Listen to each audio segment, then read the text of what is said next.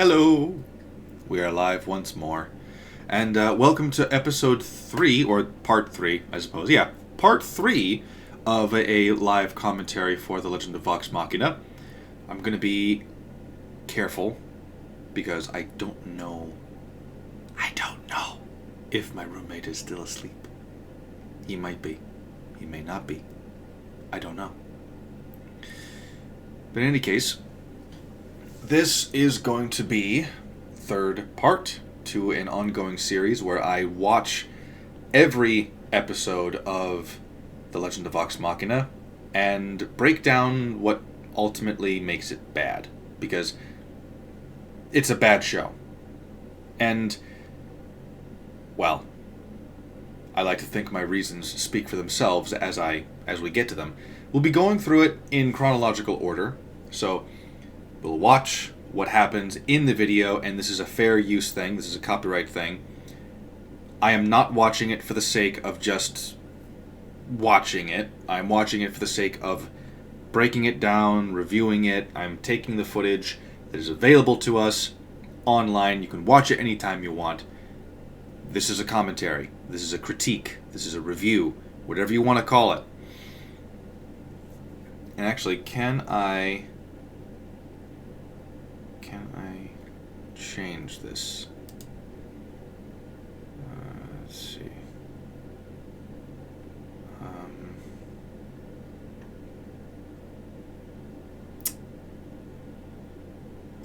Stream, output audio, keys, hotkeys, advanced, scene collections, appearance. Let's see. No, that's not it. Son of a bitch. Is it this one? There we go.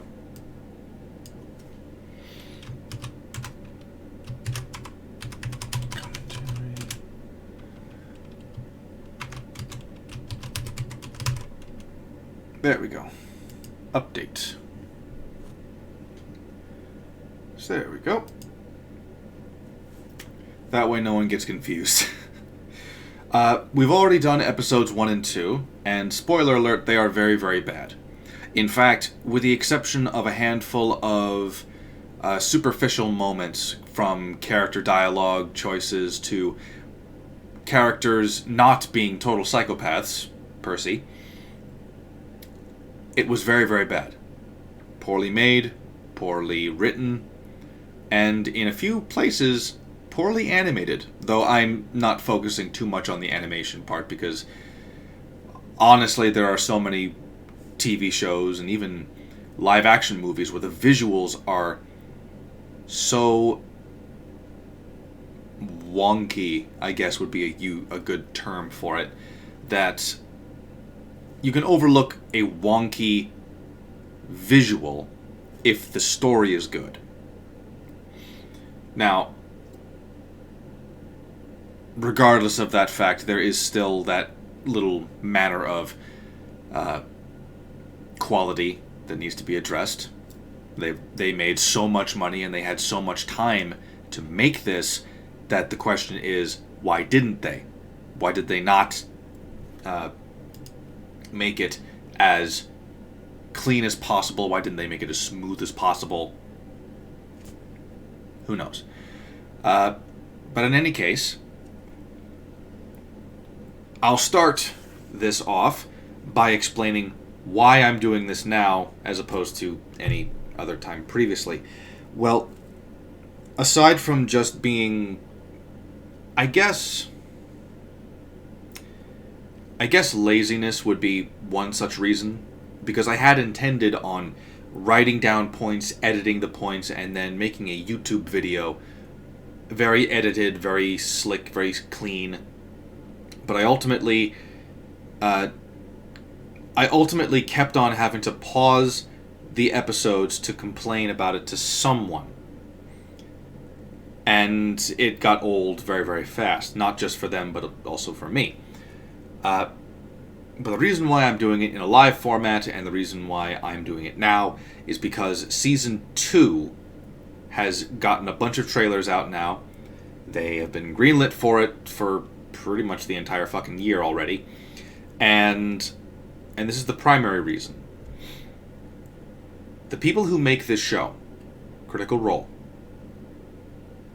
Yeah, Critical Role. They have a direct pipeline to the people who are making content for Dungeons and Dragons now. And that means that every single thing that they produce that is successful, not good, but successful, will funnel down the pipeline into Wizards of the Coast. And they will start putting things into D&D based on what is seen as successful from this show. Not because it's good, but because people made it successful.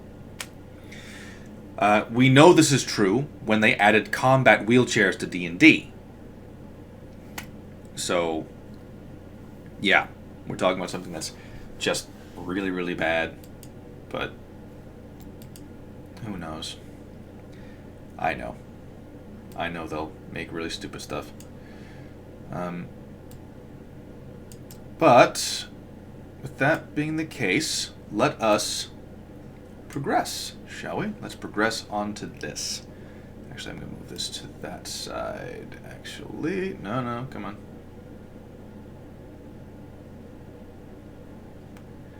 Sorry, I'm moving some things around. Because that way I can do this. I can see the chat, and I can kind of make out what's going on here. So, there we go. So, I'm going to be pausing the episode regularly. And the last 2 times, it took about 2.5 and 3 hours to get through every single one. And that one was with the benefit of having recently rewatched them so that the problems were fresh in my mind. This one, I haven't seen it as many times as episodes 1 and 2. So maybe it'll take longer, maybe it'll be quicker. I'm not sure yet, but hopefully it is still adequate. Here's hoping it's still good in the context of a critique or a review, however you'd like to, whatever you'd prefer to call it. So,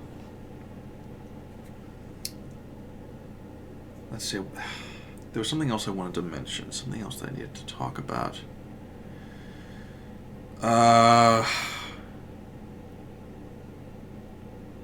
Yes, okay.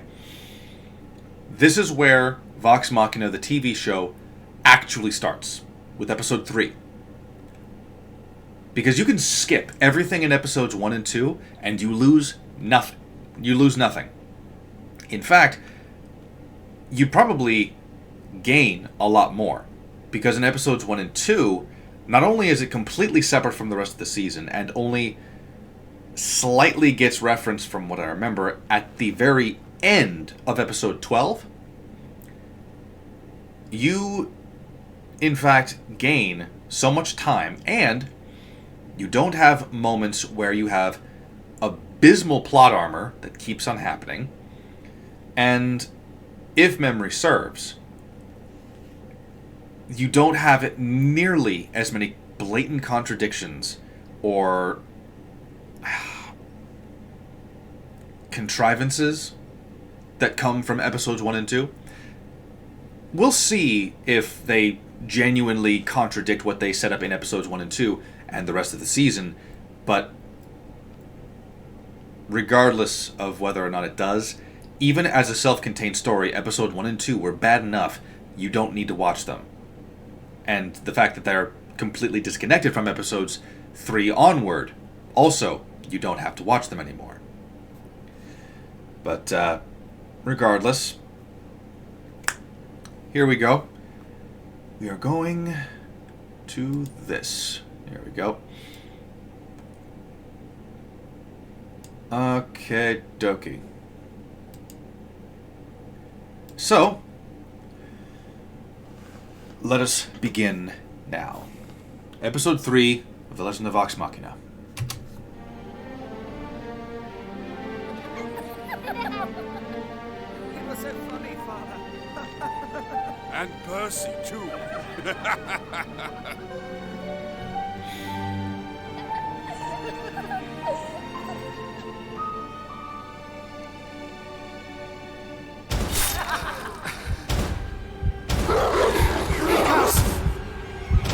meaning from Mars. Reality knocking at your door.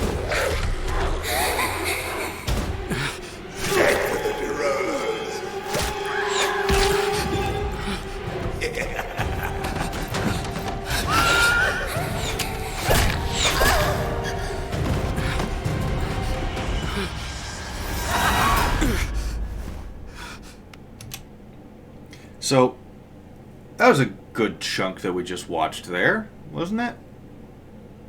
Now, for those of you who stuck around with episodes 1 and 2, or my streams of episode 1 and 2, you'll remember that I have been very, very harsh when it comes to... fairly harsh. I'm a fair and harsh man.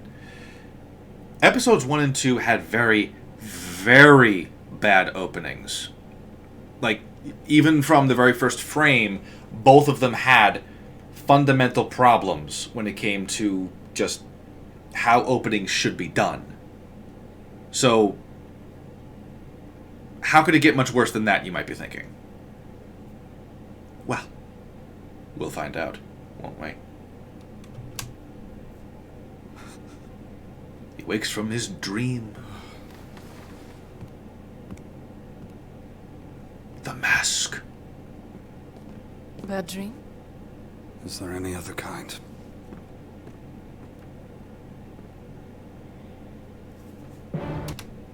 Oh. I misremembered. I completely misremembered. I thought there was a different opening scene to this. That's a little embarrassing. I had that whole thing set up for a bit of a gotcha. That was nothing. Wasn't bad at all. It's not what I would consider... It's not what I would consider praiseworthy, because they just did their job, right? They showed us a nightmare and gave us hints to Percy's backstory, which is fine. There's nothing wrong with that at all. When it comes to dreams and dream sequences in movies, you can kind of have it however you want. Personally, as long as you don't make dreams vital to plot progression, and even then that's somewhat circumstantial, because I know that there are certain stories where dreams are secretly messages.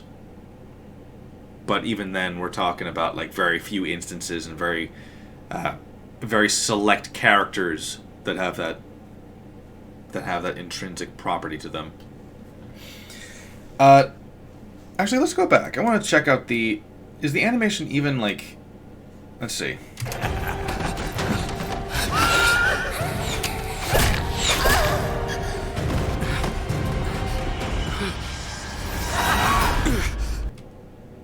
I mean, the animation's fine, too. I don't really see anything as, like, overly standout-ish. That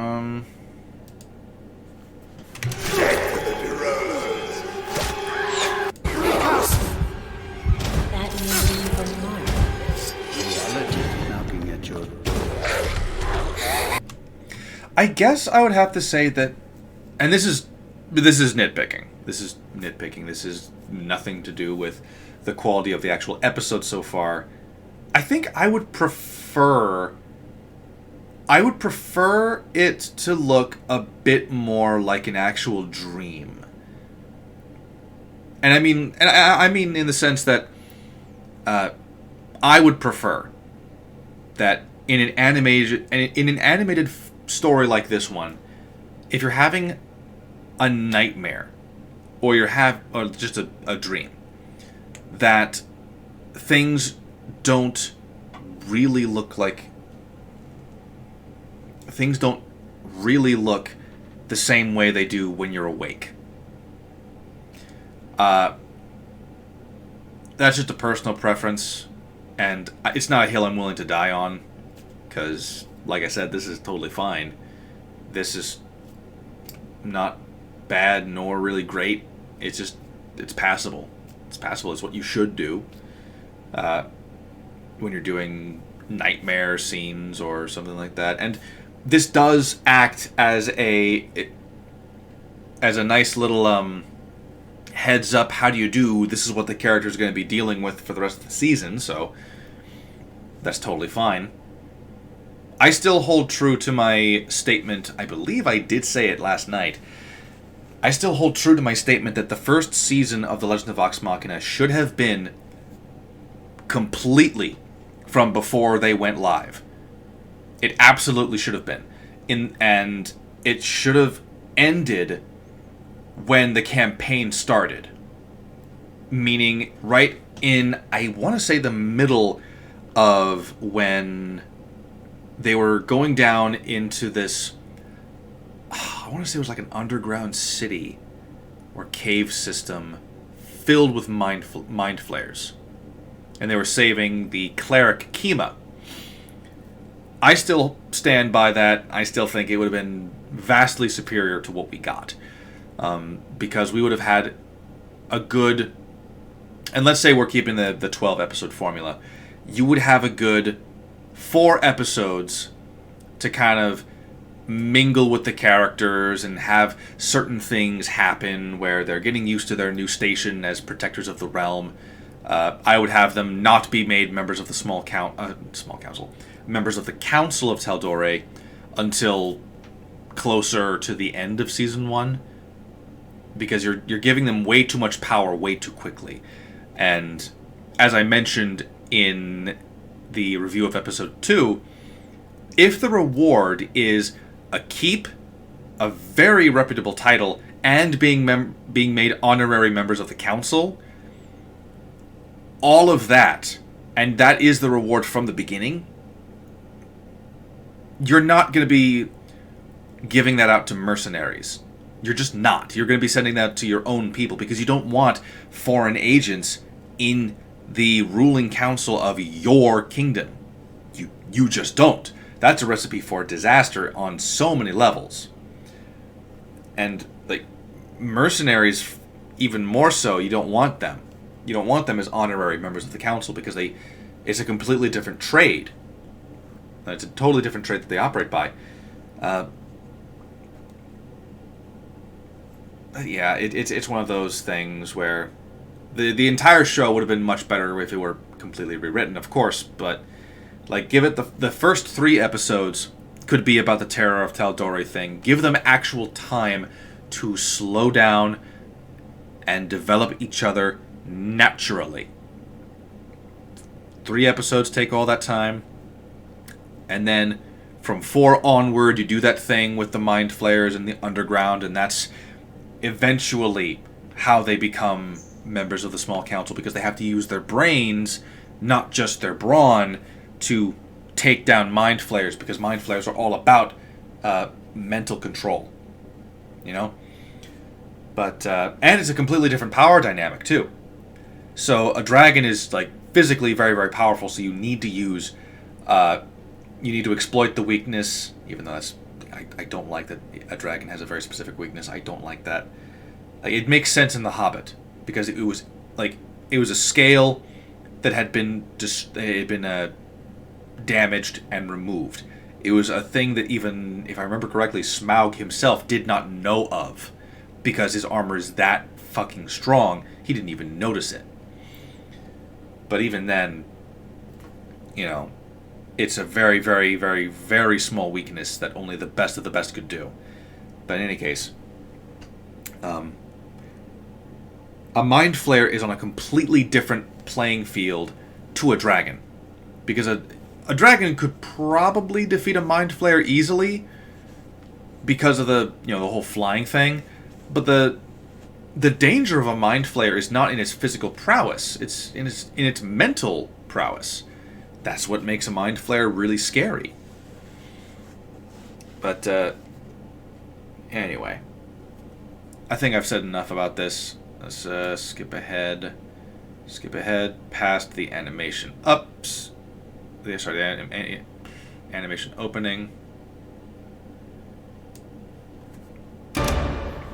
Critical Role, The Legend of Vox Machina.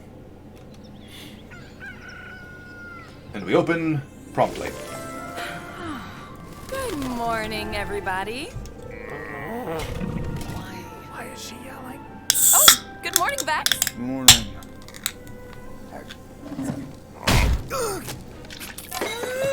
7 to 2. I wish I hadn't been able to smile at that moment. Because this was my gotcha. This was the gotcha that I was planning on doing from the beginning. This is what I remembered whenever I think about the opening of episode 3. This is good. This right here, the opening segment of episode 3, is genuinely good. This is good stuff. There's nothing massive. There's no one chopping off limbs in a bar. They're not being assholes.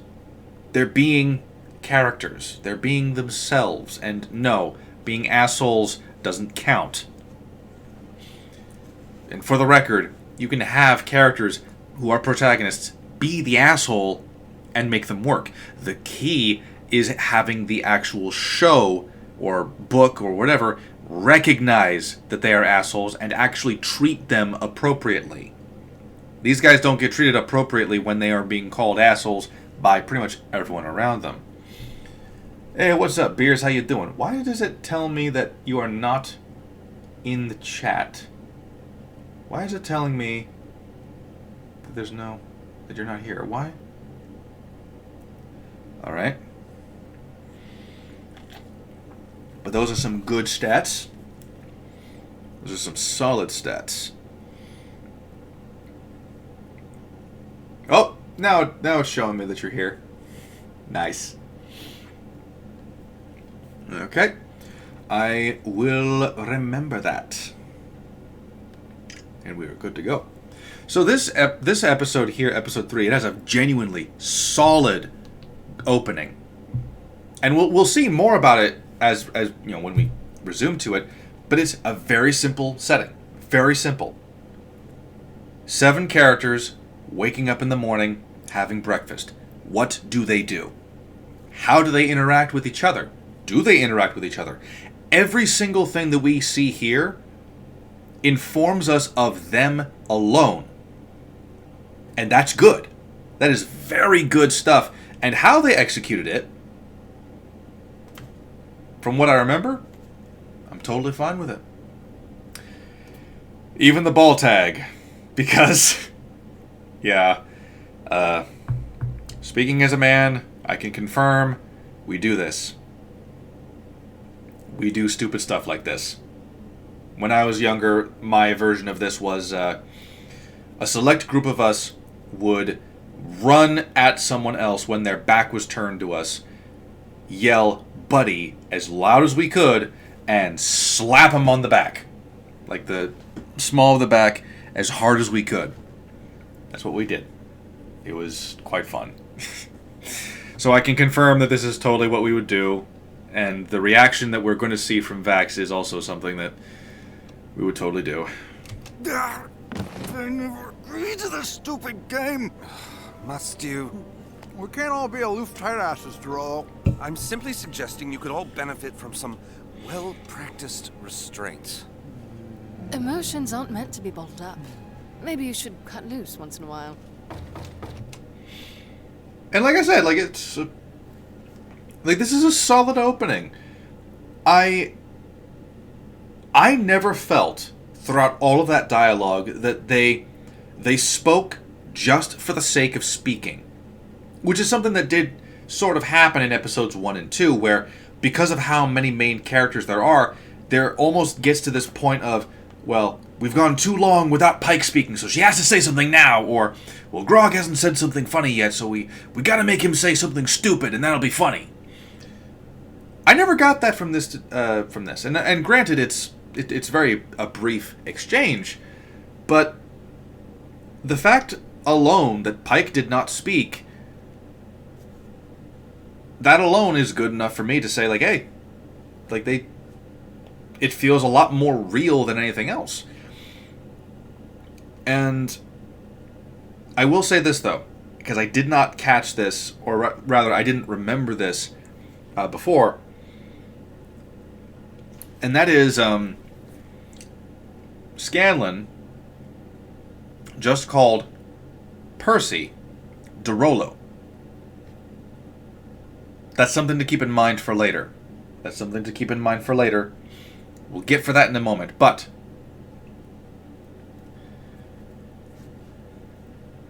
we'll get to that in a second. Also, Beers, starting off with the 18 dex equals 3. 18 dex equals 4, actually. So you get a +4 dex. Fuck me, this is gonna be horrible for me, isn't it? Oh, cat face. Okay, that makes a lot more sense.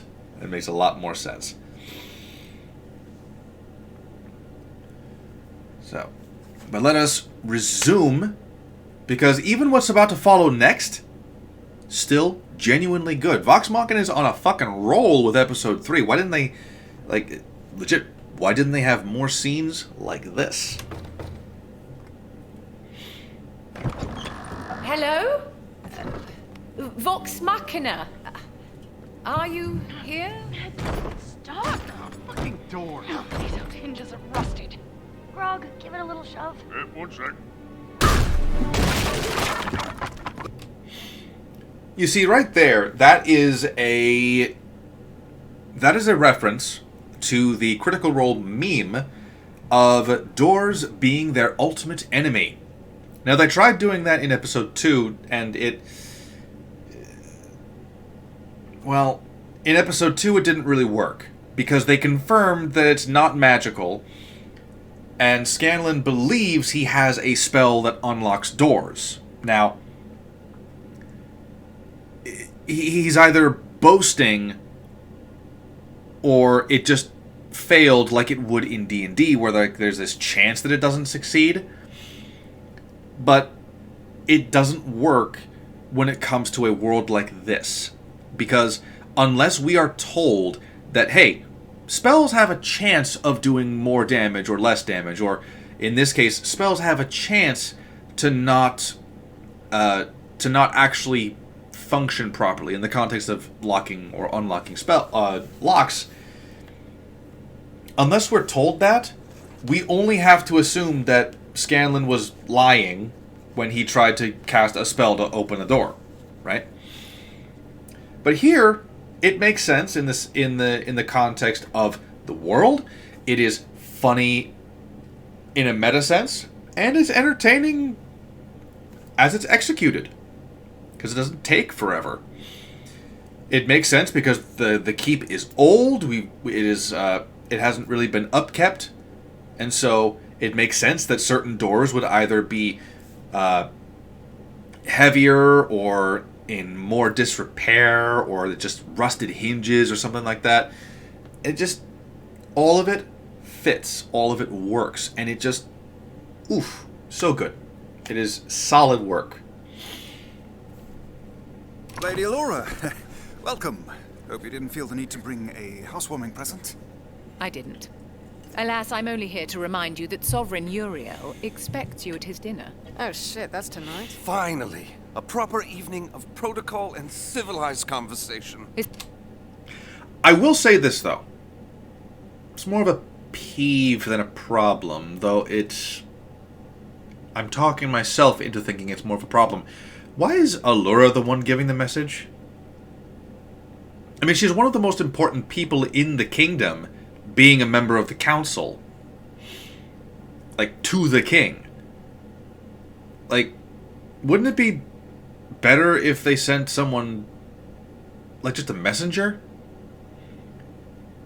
I mean, it's nothing plot-breaking or anything like that. I'm just wondering why she's the one being sent out. But, I don't know. Doesn't quite fit right with me, but it's not a hill I'm willing to die on. And the discourse between her and the party, it's good enough. I'm okay with it. It's more than a party. Dignitaries from across the realm are here to form a new security pact. We must put our best foot forward. Right, which foot is that? Hey, Pike, wanna be my date? I promise to be on my best worst behavior. Oh, I'm okay. Lady Allura, we appreciate the gravity of the situation and will present ourselves with the utmost dignity. Good one. So even that, I like that follow-up. And it's... the look on his face when he lines up the perfect shot to elbow Grog in the nuts. I can confirm that is something that we do. And I can confirm that was funny. That was good. They've got good moments. They've got good moments. It's more of an assessment. Are we talking about Allura assessing them? Or what? Because I'd be willing to entertain that. I'd be willing to entertain that as the reason. Okay. I'd be willing to entertain it. Actually, yeah. You know what? I'm willing to buy that. I'm willing to buy that because she was skeptical of their reputation from the beginning. So you know what? I can see that. You know what? I'm more okay with it. I'm more okay with it. 75. 5? He was just at 2. Oh, yeah, that was a 3-pointer. You see, the rules of ball tag are as complex as they are beautiful. I shall brief them on royal etiquette and manners. You have my word, nothing will go wrong.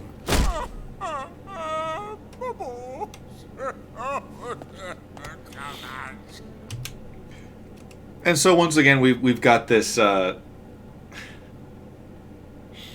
We've got the delivery here, juxtaposed with Percy's promises being the straight man. That's how comedy is very effective. And it's effective in a way that you don't need to know who these characters are beforehand to get it. So once again, you can skip episodes 1 and 2. You can skip them both entirely. You will lose nothing. I will do this, though. And this is a meta thing. I was under the impression, through meta-knowledge, that Grog can't read, and he doesn't know how to count. So, maybe they explain it sometime later in the show, and maybe I'm just... or maybe I'm just using meta-knowledge to kind of nitpick this stuff, but it kind of feels like... excuse me. It kind of feels like if they do go with that whole thing where Grog legit can't count, it kind of feels like they missed a good opportunity to just kind of poke fun at that. Or, just to acknowledge that he can't count, because it kind of feels like they just used that for a joke. A different joke than they could have gone for. But, oh well.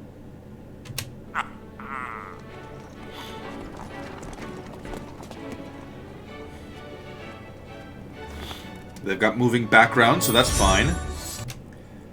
Also, Scanlan's gay, by the way. If you can't tell. They're very subtle about it. You'd never guess. You'd never guess he's gay.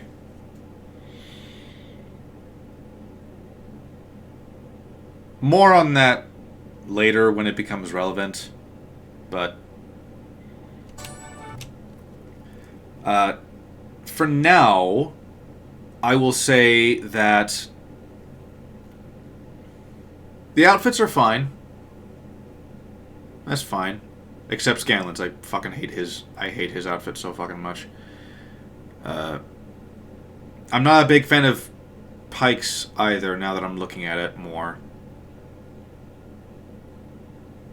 Hold up. Hold up.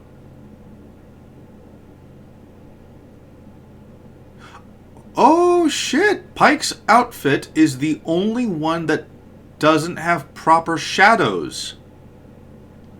Look at this, look at this. Look, for reference, they all have shadows under locations where things would be protruding above and over, except hers. But we can see that she's got a bosom, and we know that this piece would be over the skirt. Huh.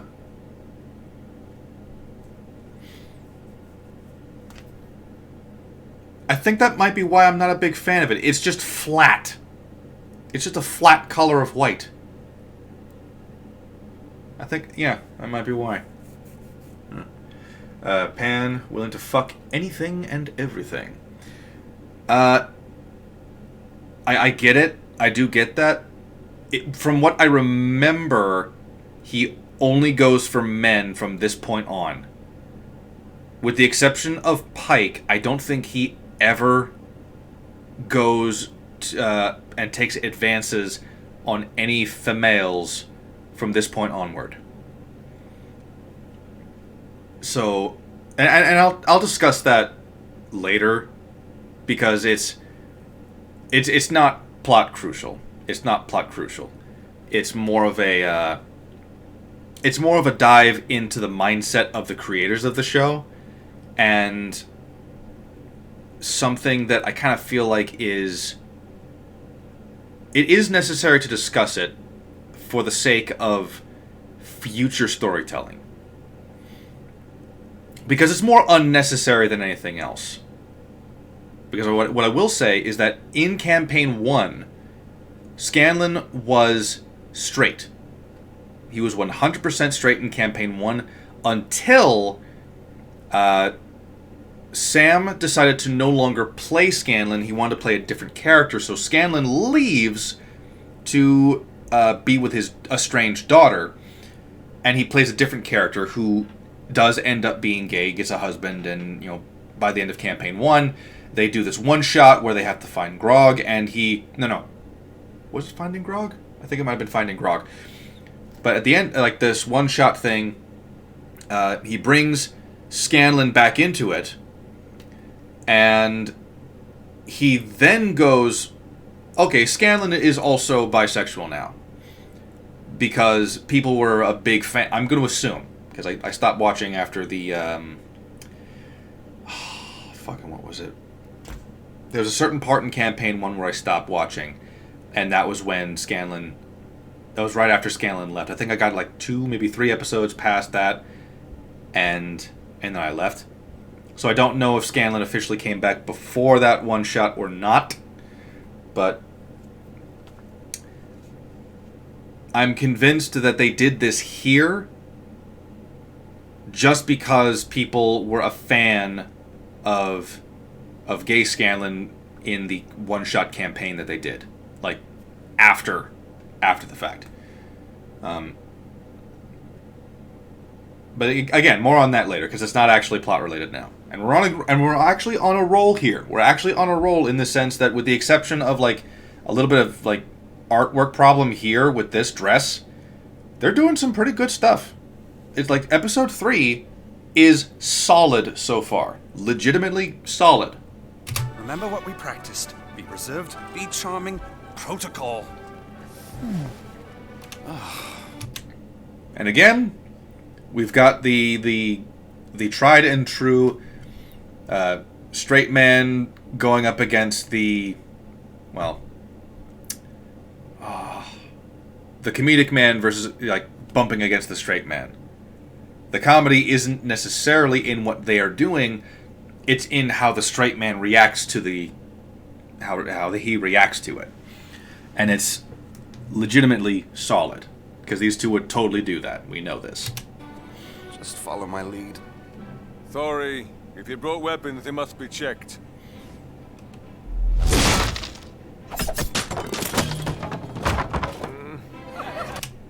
Interesting.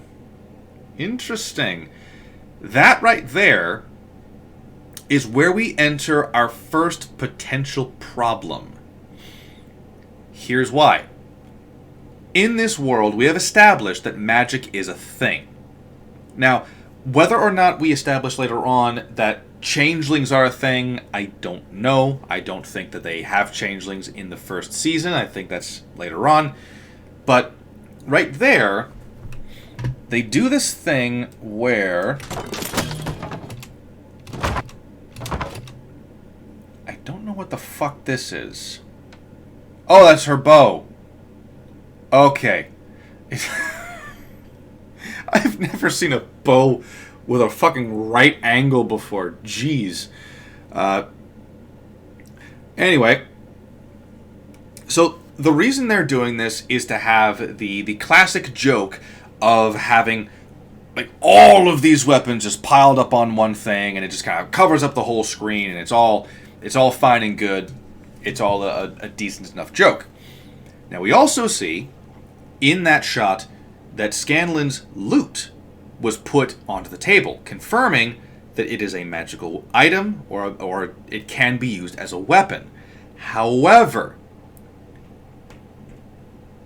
they never showed something else, something very important, and that is Pike's necklace, her pendant, her holy symbol.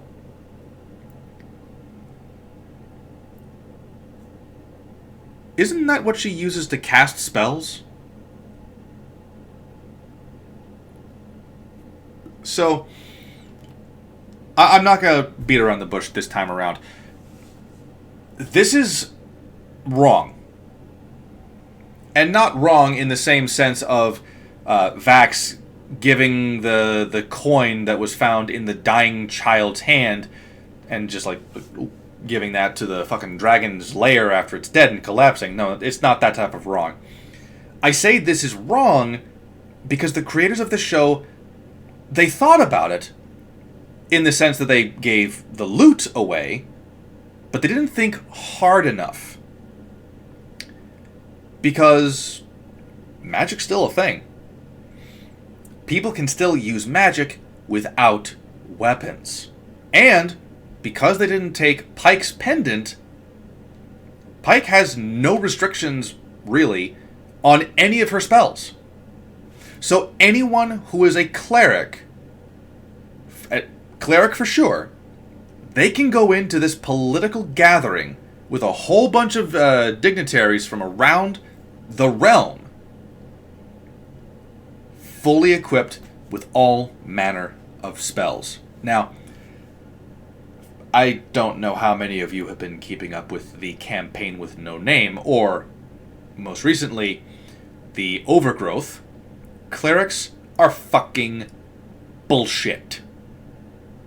They are broken. And they've got a fucking powerful list of spells.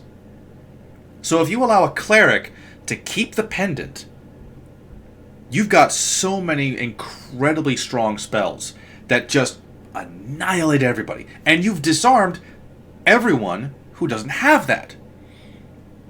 It would be the equivalent to say, alright everyone, turn in all of your weapons except grenades.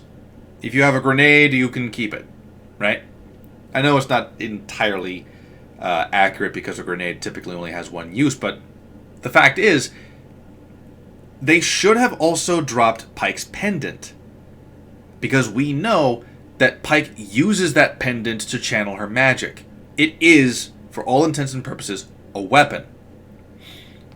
So either she should be forced to leave it here, or she should not be allowed into the gathering. And this will come back later, but this is the first misstep. This is the first misstep. From Craghammer, Grodim Greyspine. From him on, Vox Machina? Is that all you got? Allow me. While I dislike Scanlan with every fiber of my being, in fact, I would even go to say as I loathe his character in this show, I have to agree with him in the sense that the guy doing the announcing should never have said it like that. He absolutely should never have said it like that, because they have been named Protectors of the Realm to the point where characters who are not from here know who they are. So if the guy who's standing there and he's reading out all the dignitaries and he's reading off the names of the guests, he shouldn't be going, Machina? He shouldn't be doing that. He should be just saying, Vox Machina. It should be fine. It should be easy enough to do. Ahem! Vox Vox Machina, champions of justice, hunters of dragons, destroyers of chastity. Right, let's stick together. Follow my lead for formal greetings and... Or, do whatever. So, yeah. This is gonna be something special, isn't it? How's anyone supposed to get drunk from these things? I'm pretty sure they're just fancy shots, Grog. 2 for you, and 3 for me. Cheers! What are you looking at? Doofus. Pike's going down. Her likability's going down. It went down as soon as she killed that kid. Keeps on going down. Now, here's the thing. I'm not convinced this is in character for her. Because episode 1, we did see her getting into a drinking game with her friends at the tavern. But every subsequent scene that we had with her after that part, she was, albeit not exactly effectively, she was attempting to get the party to behave. Okay? Like, that's just what she was trying to do. She was trying to be more civilized, more dignified, and I do not believe she would be doing what she's doing right now. I genuinely don't. I feel like this is just happening for the sake of what comes later on. And that'll happen, I think, at the end of episode 4. Yeah, I think it's in the end of episode 4. That's when... No. 5. The beginning of episode 5. That's when it officially happens. And... Oh, shit! Oh, shit! Oh, boy. Okay, hold on a second. Let's move this out of the way real quick. You see that? You see this?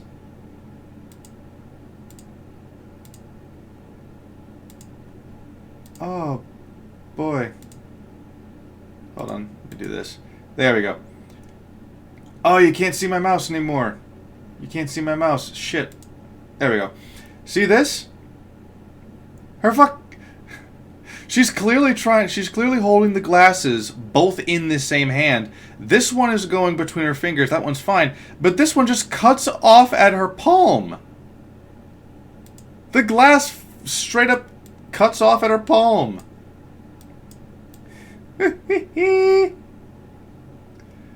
Oh, man. Animation. It shouldn't be this difficult. What? You want to get freaky with me? Sir, I don't even know you. You are a libertine and a cad. And I like it. Reginald, what in the world? I just asked where the privy was. Do you get it? You get it? Scanlan's gay now. He's horny. He's a horny bard. Do you get it? Do you get the joke? It wasn't even that well delivered. It's one of those... The way I would describe it is they're trying to shoehorn jokes into a scene that doesn't require them, but they feel like they need to. And this is going to become apparent far more as the season goes on, where there's almost this unwritten checklist of things that they need to fit into an episode before it can be greenlit. So in this case, that's an example of how many jokes, right? There needs to be X amount of jokes per minute or X amount of jokes per episode, right? Whether they are well thought out or well executed doesn't matter, as long as the jokes are put in there by necessity. Not because it's appropriate or what the character would even do, but because they're jokes, right? This is fantastic. fantastic. Diplomats are here from all over Tal'Dorei. Fort Daxio, Kaimor, Westrun, even... And here, I have a little funny thing to mention. When I was watching this for the first time, I had to pause the episode and say out loud something, which I normally don't necessarily do.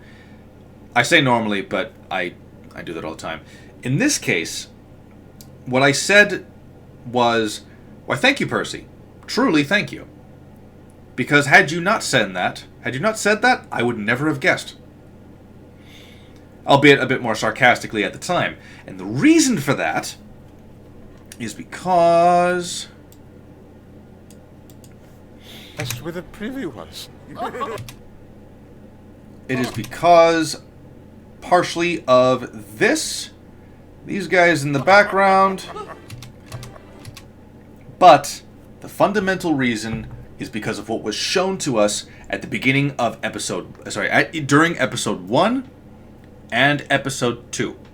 That being, there were so many races and variations of human in Tal'Dorei that I, unironically, would never have guessed that people in this gathering were not from Tal'Dorei. And that's one of the reasons why the whole, race-changing Uriel is a poor move. Not necessarily because you can't do that, but because it will affect how an audience can perceive things without the character saying so. So, take this for example. In the Peter Jackson Lord of the Rings, if I were to show you the average soldier from Rohan and the average soldier from Gondor, and I say soldier in the sense like that the average man from both of those kingdoms, very rarely would you ever truly confuse the guy from Rohan with the guy from Gondor. Because even though they are both white men, their posture would be different, their clothing would be different, even their hair. The common hair color in Rohan is blonde, whereas the common hair color in Gondor is black. Even down to the hair color, there are subtle differences between the people in Rohan and the people from Gondor, so you can tell who's who. Even at a glance, or how about the elves from Rivendell versus the Lothlorien woods? Lothlorien? I think it's Lothlorien. The elves from Lothlorien are different than the elves in Rivendell. You can tell who's who based on where they're from. Based on what they look like alone. You can tell that one of them is not from Rivendell, and you can tell that one is not from the Lothlorien woods. That's the thing that comes from visual adaptations, or just visual storytelling in general. And that's actually why I am an adamant for the only diverse group in D&D, like the setting, should be the party. In every other instance, there should be established percentages of the races in various locations. Now, obviously, you can have certain locations be more mixed and more diverse than others. In my own campaign, that would be Hunter's Hall and I'd probably say Stormwind. Stormwind and the Hunter's Hall would probably be the best evidence of that. Because the Hunter's Hall is not necessarily a town or a village or anything like that. It is literally a guild that honestly could fit into a small town. There are just that many hunters over there that have come from all over the continent to test their skills, and they live in this one space just outside the Dragon's Forest. They've basically become their own little village, basically. And then, of course, you've got Stormwind, and Stormwind is unique because it wasn't originally Dragonborn who lived there. It wasn't originally Tieflings who lived there. It was humans. 300 years ago, they invaded, and they overtook Stormwind. And over time, they've had more than just Dragonborn and Tieflings populate that particular area. Very rarely are there humans there, but humans do populate that. Humans do populate there. Not much, but they do. But with here, because of how many people and how many different races they put into these first 3 episodes, you can't have something like this happen without the characters blatantly telling you.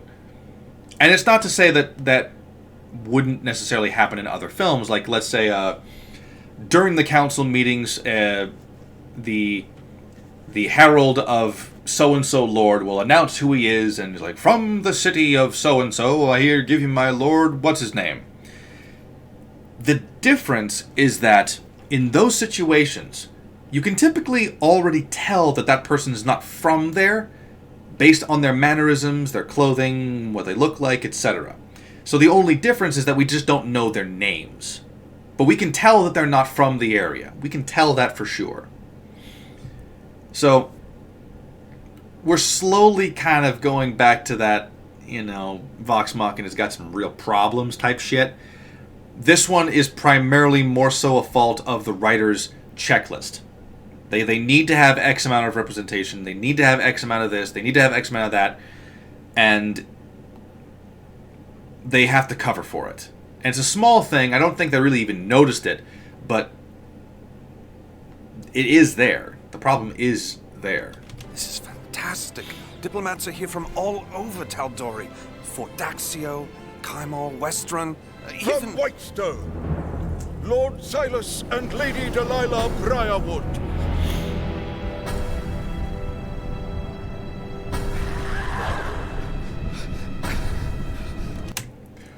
We hear that he nobly protected his wife from bandits on the way over here.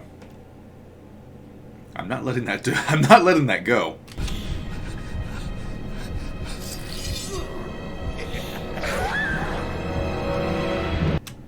And now we understand what the real reason was behind them having them be removed of weapons at the beginning.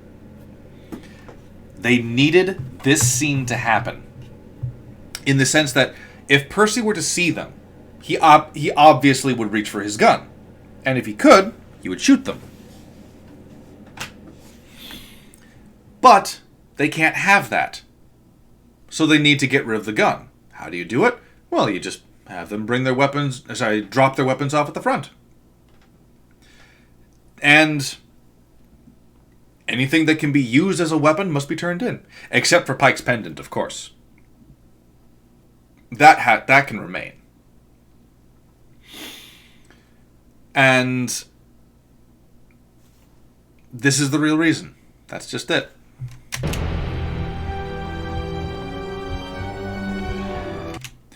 That's true. And Vax's belt. Yes.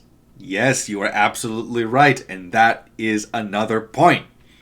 That's another point that I was going to get to. I'd almost forgotten that. Thank you, Beers. What about Vax's belt?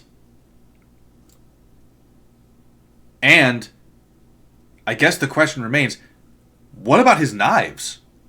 In the previous episodes, we've seen him literally summon back those daggers through magic. They literally teleport to his hand. Now, only by knowing what the items do in meta sense do we know that there's actually a limitation to them. And we can kind of perceive that, okay, well, we kind of have to assume that he just can't. But they never established that. They never established that he can't will his daggers back to him. They never do. And the belt, that's a magical item. It turns into a goddamn snake. And I don't know how dangerous that snake is. Some snakes are pretty damn deadly, even the non-venomous ones. But the fact of the matter is, there should have been someone using detect magic. There absolutely should have been. Because we have items that are purely magical, and they can do a whole bunch of shit. They don't have to be weapons per se, but, I mean, can you imagine if someone had, like, a ring of the ram? Like, it's just a ring. People wear rings all the time. I'm pretty sure several of the characters here have rings. But the Ring of the Ram, it's just hidden. You'll never guess. You'll never find it. And then, BAM! 3 charges straight to the face. Nat 20. Over 120 damage. Also. Detect magic, as well as a few other things, should be in place for this exact situation. More on that in episode 4, because that's when it becomes like spoken directly, so we'll get to that.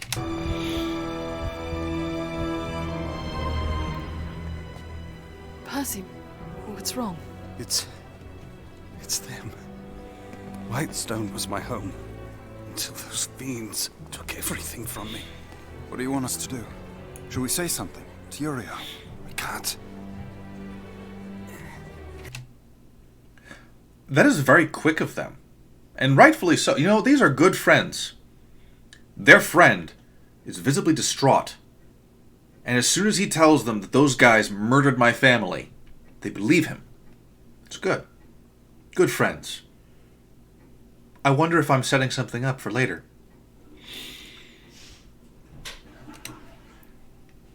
Oh shit, you might be right. I don't remember. Maybe it's in the chest. Maybe it's not. But we will get to that. We will get to the blood sword. Also, that's not how you carry a chest. That's not how you do it. I have carried chests like that. And even in the awkward sense, like, no, that's not how you carry a chest. Like they're staying overnight. Why don't I make myself scarce and slip into their chambers? See if I can figure out what they're up to. Yeah, sounds like a plan. But in case of trouble, we should have a safe word. Grog, suggestions? Right. The safe word is Shenga. Okay. My safe word's mommy. You get it? Because he's horny all the time. You get it? Also, that's a really stupid fucking safe word. Who uses mommy as a safe word? Legit, who uses mommy? I have talked to many a kinky fuckers. Never once have they ever said mommy or anything remotely close to that was their safe word.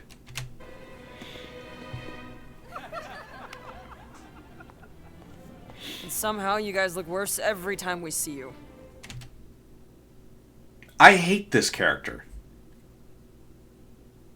I hate this character now. I do not remember disliking this character, Kima. I don't remember disliking her. I don't even like Vox Machina at this moment in time. But that was just a fucking dick thing to say. Especially since they're fucking dressed up. The only character that, like, legitimately does not look good is, like, Scanlan.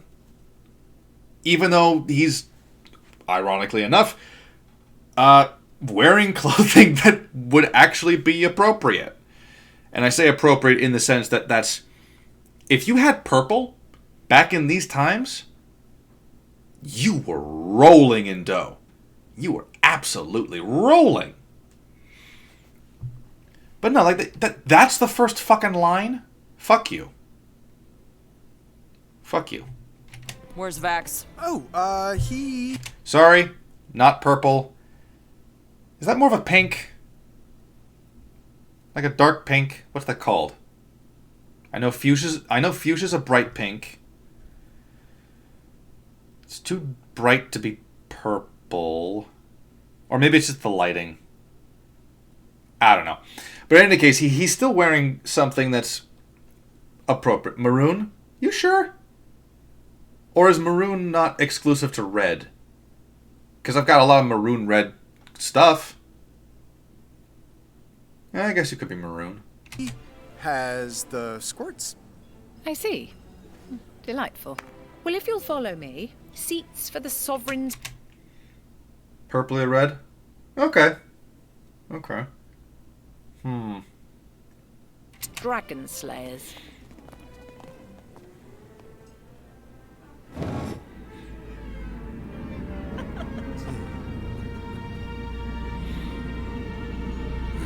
They are evil. Shit's about to get real. So I will say this. Because what's about to happen is really stupid. But I will say that the actual framework of getting to this point, even though it's a little fast, it is well done. The actual framing that they're using is good enough for me. It is good enough to convey the situation. It's good enough to get the setting all good and set up. It's solid. Like, unironically, episode 3, with the exception of, like, a handful of things and one thing that's genuinely really, really bad, episode 3 is a legit good start to things.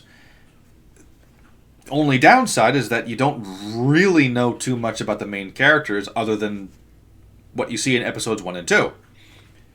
Which is why that needed to be scrapped and redone better. Actually, hold on a second. I'm not a fan of this anymore. No, I'm a fan of the getting to it. I'm not the biggest fan of them going from the closing of the doors and then cutting just into the eating scene, the dining scene. I feel like they should have cut away to Vax sneaking around and then cut back to this after a second. I have already got some of these. You are good. And there should be some in the main fridge for you. Also, check the bag. This is dangerous. Dun dun dun dun dun. Oh, shit. I know. Amazon. More orcs? Not war orcs, but more like human orcs. Yep, I think I think they're supposed to be like human berserkers or something like that. Because I believe you can check the back and you can see the type of characters that you get. Popped over to a game store on my way back because I forgot to bring my watch. So, yep, I was gonna get my watch resized and fixed up, but I forgot to bring it, so I figured I'd stop by a GameStop. Not a GameStop, a game place before I head back. Mutants. They are mutants. Yes. Nice. Very nice indeed. That's a nice black bag. I know. Shall we lose the year? But you see, have the kitties been fed? The kitties, yes, they've been fed. As far as a televised version of this is concerned, I don't think that's how they would do it. Let's see. Especially since they really didn't do any of that for any of the other scenes. And I can say this as someone who has dived into the vast lands of things like this. When you make a TV show that is meant for like let's say you're making a bunch of 10-minute segments and you release it weekly, it's not always gonna work well when you take part 2 and 3 and then mush it together when you're making the one movie version of it where you cut it all together. Similar purpose here, only in reverse. That was clearly supposed to be a cut to a different scene, but really it's the same room. It's the same room, just a different point in time, not even that long into the future. So it's I'm not a fan of the editing, let's just say that.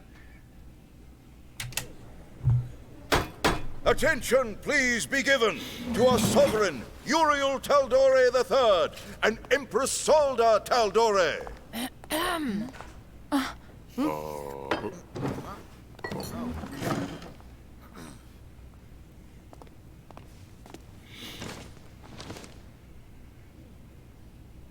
Nothing like a dragon attack to bring us all together, eh? Thank you, everyone, for making the journey in. Please, allow me to introduce our dining party. We have Arbiter Dualajun, Master of Law. So this is going to be largely just a bunch of name drops that don't really matter, but it's something that gets done. What I want to talk about is the seating arrangement specifically. And it's a bit of a problem. We'll get back to that when it actually physically cuts back to it. Percy! Percy! Percy! He's just staring like a perv. Do you get it? Do you get it? Scanlan's horny all the time. So he uses perv.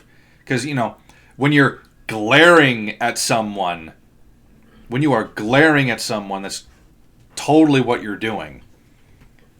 And did they forget?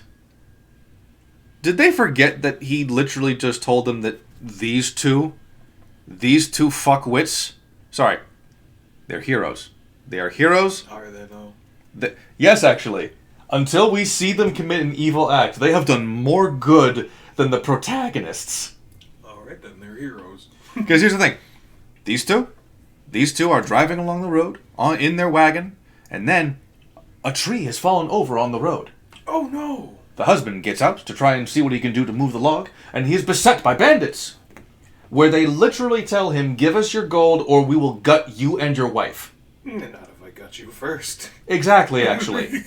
They have drawn their weapons, they're pointing one of their swords at the driver, they have threatened him, they have drawn weapons, they have shown every intent to follow through on the threat of killing them, more specifically, gutting them. Yeah. And so he kills them. Literally justified. You put a threat on my life and the people I'm with, you're gonna die! Like, unironically, the fucking Briarwood monsters have shown more heroic traits, like, in their introduction than the protagonists have in all 3 episodes. Now you know why I didn't watch it. Now you know why I didn't watch it. Well, primarily because you didn't really watch the campaign it was based on either. Doesn't matter, like the animation's cleanish from what I've seen. It'd be something I'd like to watch, but based on how you ranted, I said nope. Yeah. That being said, I've got a really powerful rigging tool now, so whenever you do Hero Forge models, make sure their hands are open if you can. Like openish, not gripping things, because I can rig them in like 2 minutes. And it's not online, it's a tool I got. And I can put animations like into it, so. I mean, can't you just do what you did before? Just remove the hands and put your own in? Yeah, but it's easier if the model has everything. And they don't have to have 5 fingers, they can have 2 fingers too. And 2 to 6, I think it is. Fair enough. But even the seating arrangement in this scene is trash. Obviously. Yeah. People don't know how kings and queens work. Yeah, they really fucking don't. You're the king, and you have a political gathering to have this unity of various domains. What's your seating arrangement? And for the sake of this, we will say it's one long rectangle table. Well, usually the king gets the very end of the seat, but me, if I was the king and I was there, I wouldn't even show up. Well, you have to. In my kingdom, I don't have to do shit. You're the one who called them there to discuss things with you. I'd sit in my throne while they sit at the table. So you wouldn't eat? Probably not. You don't have to eat to do a diplomatic thing. Okay.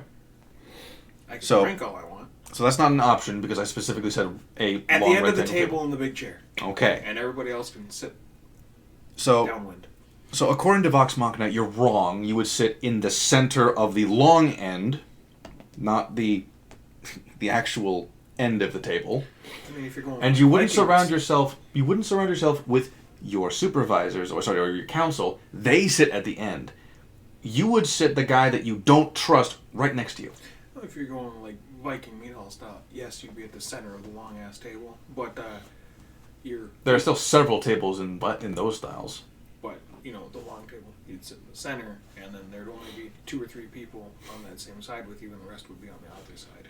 Mm-hmm. And the people that would be on the side of you is your council. Yeah. There might be a reason for why they do it this way, though. There just might be a reason for this particular seating arrangement. He said the Briarwoods took everything. does that mean? Supposed to be an orc. We can. If so, Goliath. I was gonna say, it's supposed to be an orc. Why is he white? I know, right? Matter. Why did the king black? Yeah, they race changed the king. He doesn't match the other people. No, he doesn't. It's almost like you can't tell who's actually native to the kingdom. Yeah. Oh well, I'm not gonna be racist today. Today. Today.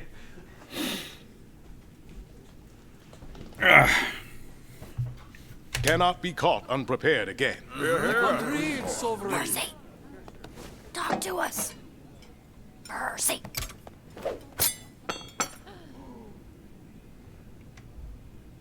You can hear a pin drop. So, why did you do that? Why did you do that? Like, you trusted him enough to send Vax into their room. Which, now that I'm thinking about, it's been a long time since then. Hold on. That might be an issue. Time displacement. We'll get to that when we get to that, actually. But you trusted Percy enough to send Vax to infiltrate these two strangers' fucking room. Why don't you trust him enough to just not draw attention to yourselves? I'm fine. Oh, yeah, sure. Percy, I say you just walk over to the Briarwoods, say hello to break the ice, then punch him in the face. See what happens. Grog, no. I don't hate Grog's idea. We have to wait. Give Vax a chance to gather some intel. And here we go, actually. We're finally... Oh, that's why they did it that way. Oh, shit. Okay. I think I know what it is. I think that when they had the door closing shot and they did a cutaway, I think they had originally planned for this scene to happen right after that. But after they were doing the dinner scene, they felt like it was better to have Vex say, give Vax some time, and then they cut to this scene. That's no, that's not how it. That's. I now know why I now know why they have this really awkward cut.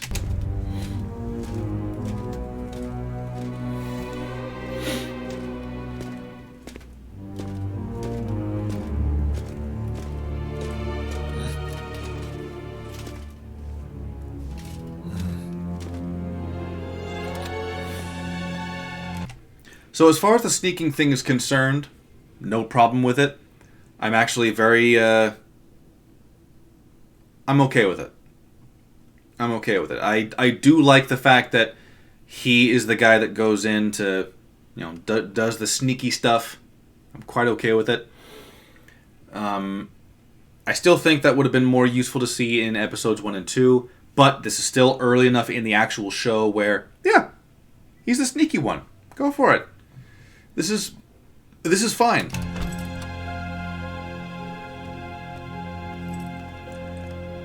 I will say this, though.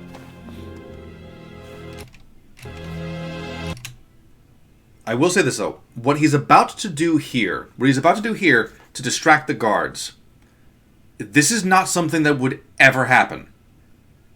And I say this speaking as a guy who has been a security officer for over 2 years, whose roommate was a security officer, whose player has been a police officer for several years. What's about to happen here would never fucking happen.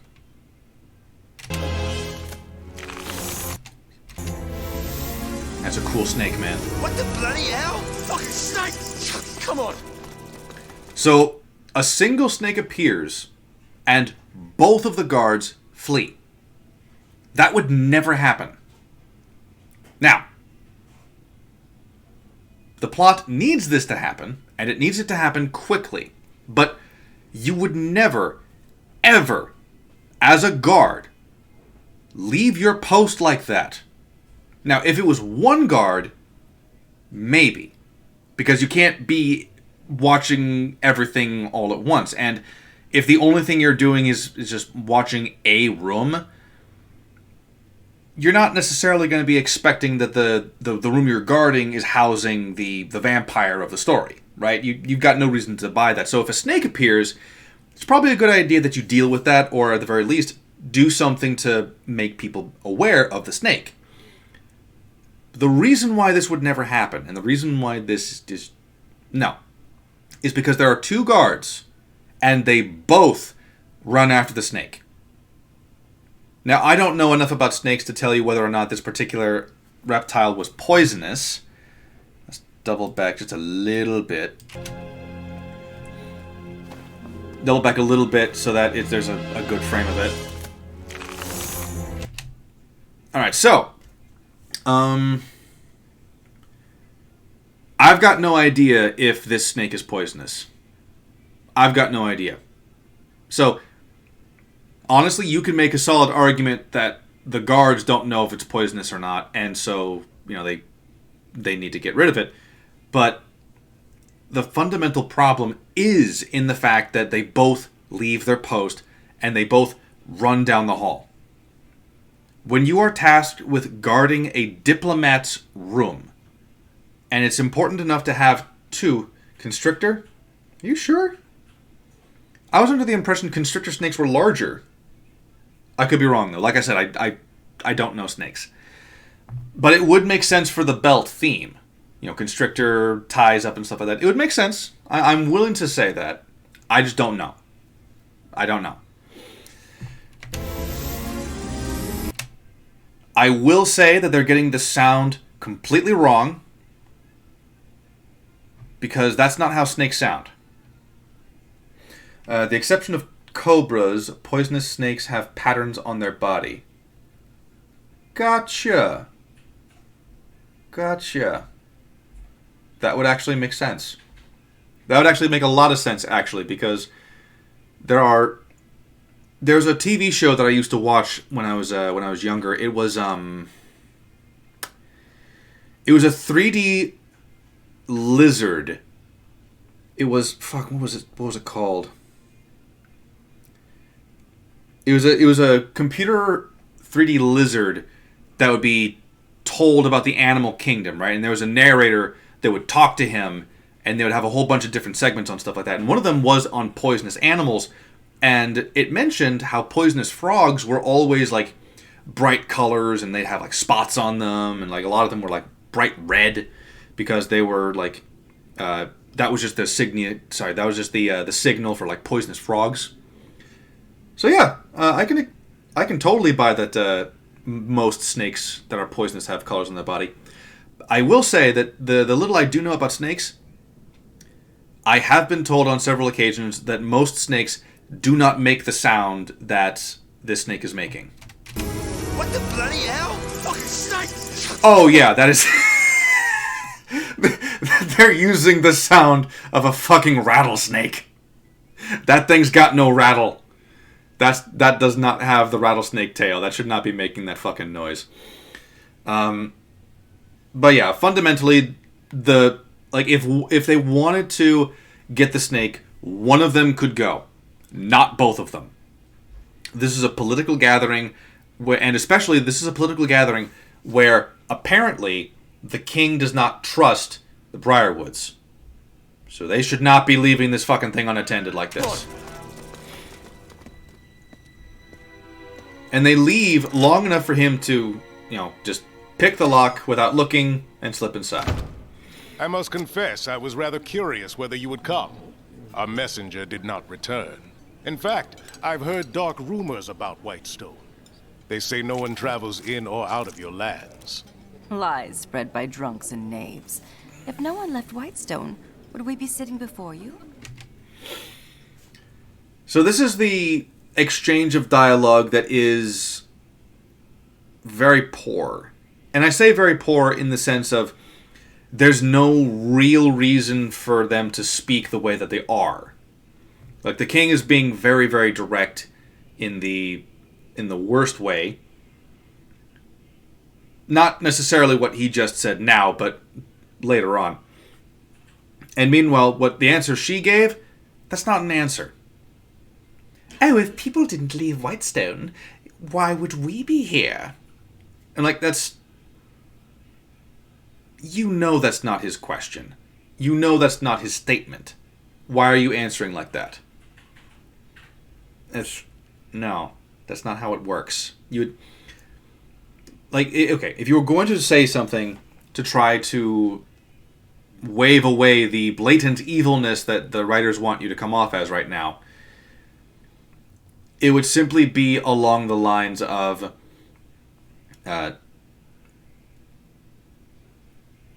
what's the term for it? Exaggerated rumors from drunken knaves. I assure you we received your messenger, treated him fairly, and sent him on his way. As far as the dark rumors are concerned, we weren't the original rulers of Whitestone. It only makes sense that some of the people still hold ill favor towards us compared to their previous rulers. Because later on in this very scene, they admit to being the new rulers of Whitestone as opposed to the old ones. So, if they're going to admit to that, just say that now. Because, I mean, hell, look at America. Every single time we have a new president, people are going to have ill favor towards the new guy. Every single time. It's a perfectly sound reason there. Sovereign? Perhaps. Or perhaps I might be forced to send a garrison of troops to check on your city. See what I mean? The dialogue is very poor here. He has one line that says, "Our messenger," singular. One messenger goes, does not come back, and he goes, "I will send my troops to check on your city." Like, this whole thing is supposedly about bringing people together in the face of a bigger threat. And after the first response you get from them, you go, "I will send my army to your doorstep because I don't trust you." No. You wouldn't do that. You shouldn't fucking do that. You won't need to do that. And now, with this shot here, we now understand why the seating arrangements are the way they are. Like, as you probably heard from my discussion with my roommate briefly here, the way that a king sits, or the way that a host sits at a gathering or at a table like this, you don't sit him in the middle of everyone like this. And even if you were to sit the king in the center of the long end of the table, to his flanks would be either his wife and or his counselors. Now, I say and or in the sense that his wife does not necessarily need to attend, but if she does, she's sitting next to him on one side, and his counselors are sitting next to him on the other side. That's how you do. Because the king is the most important person in this whole kingdom. Anything happens to him, for any reason, you're fucked. You are fucked. You can have contingencies in place, but ultimately you don't want anything to happen to him if you can avoid it, because he's already running the system. But here, this is the reason right here for why they have it seated the way that they do. It's not for anything that makes sense. It's so that they can jump straight into the mind control.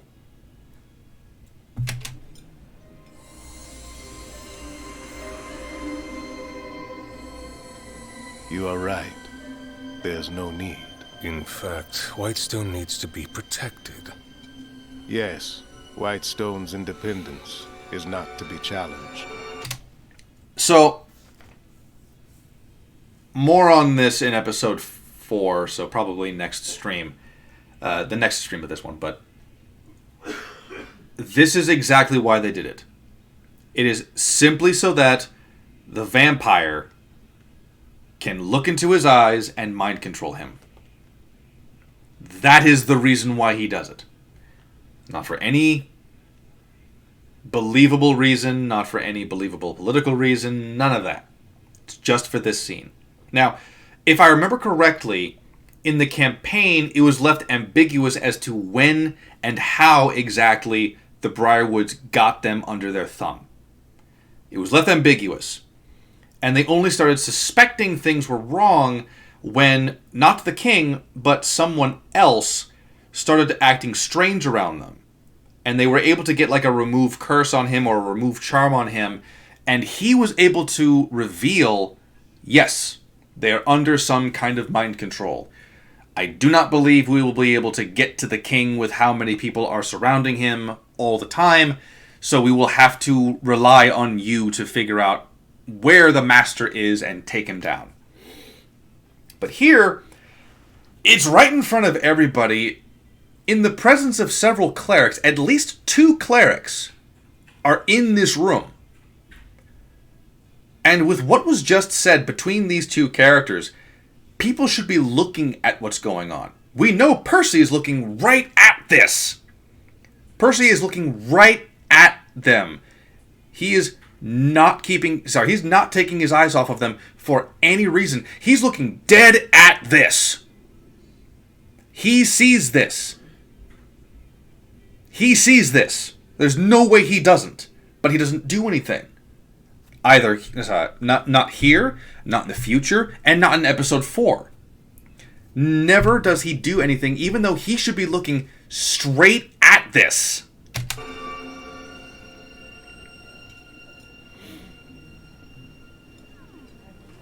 Even she's looking straight at it. Even she is looking straight at it. Yep. Like, Percy, he's staring straight at him. Also, what the fuck are you doing? He's the dumb one.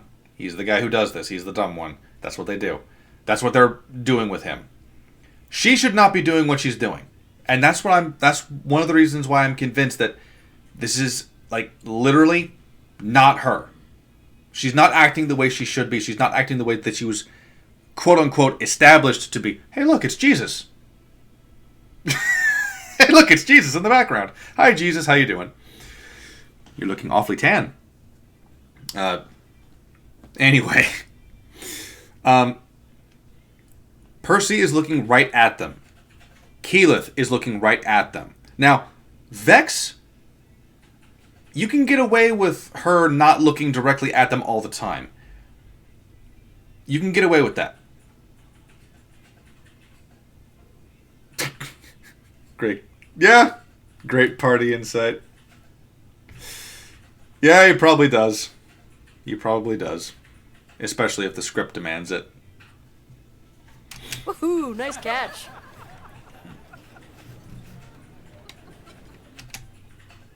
Oh, we're just the party. And they're reconfirming. They are reconfirming with those next couple of shots that he is staring just dead at them. Have we met before? Symbolism! You see, it's red! Because his family's dead.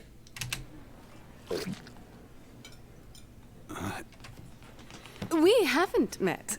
I'm Vexolia. I'm so sorry. What was your name again? Delilah. What an absolute pleasure to meet. The protectors of the realm. See, even Whitestone has heard that they are protectors of the realm. She knows them by reputation. The guy at the beginning, the guy at the front door, he should know who they are, because he lives in Amon. Nitpick, I know. That one's a nitpick. He shouldn't have said it the way he did. But they did it solely to give this guy, the annoying twat, an excuse to say, see? Oh! She's got shadows. She's got shadows under her bosoms now. Aha! They've actually added detail onto the dress. The dress is now looking much better. Because I actually fucking finished the animation. Anyway. My husband, Silas. Charmed. I think the standing in the chair part was from this. I think it's this from this part. Ooh, nice catch. Like, I think she might have been trying to help him clean off the potatoes from his face. Have we met before? Nope, she was sitting down. Why was she standing? She's sitting down there. Haven't met. I'm Vexolia. She's sitting down on that frame. What was your name again? Delilah. What an absolute pleasure to meet. The protectors of... Why is she standing? You're absolutely right. Why the fuck is she standing? She was sitting down literally the last frame we saw her in. Why is she standing now? And it's not like she's too small to see over the tables. The annoying twat's right here. He's sitting down.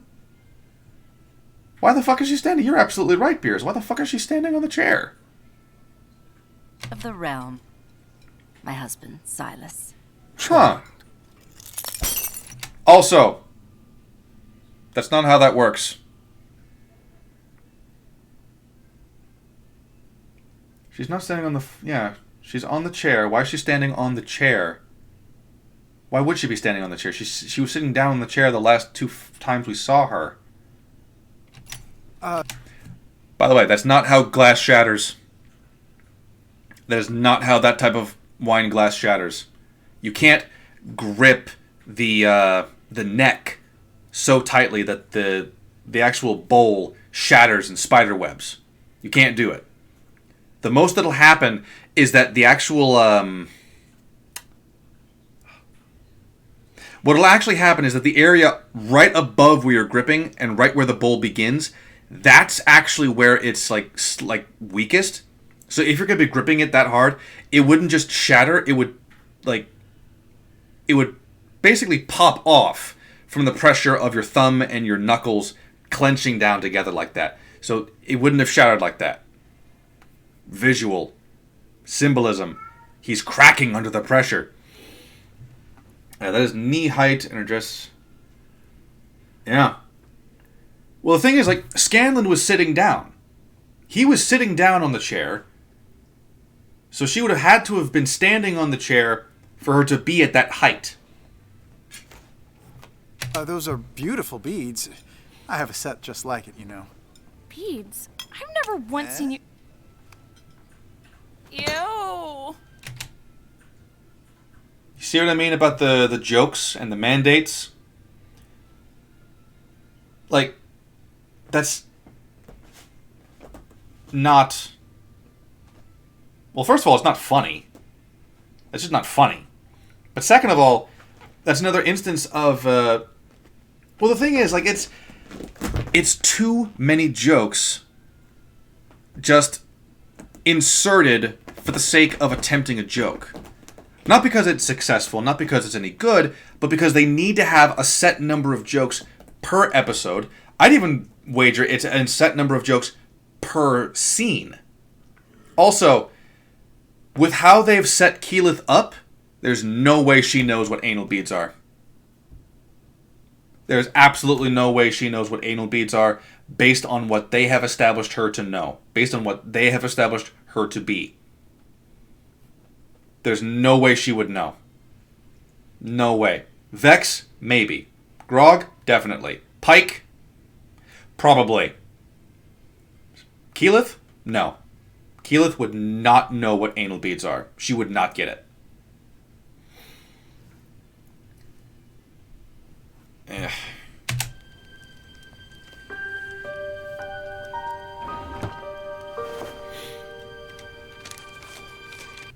But another interesting thing to talk about while we're here, and I'll let the scene play out in a little bit.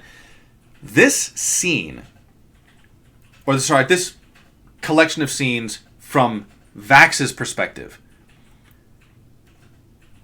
We don't necessarily know when exactly this is occurring, because we have a whole bunch of we have plenty of minutes from when he leaves the party at about 7 minutes.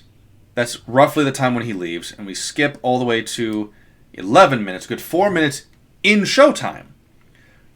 But we've had all of the time in the show between when he leaves to when they're starting the dinner to when we're cutting to them already eating the dinner.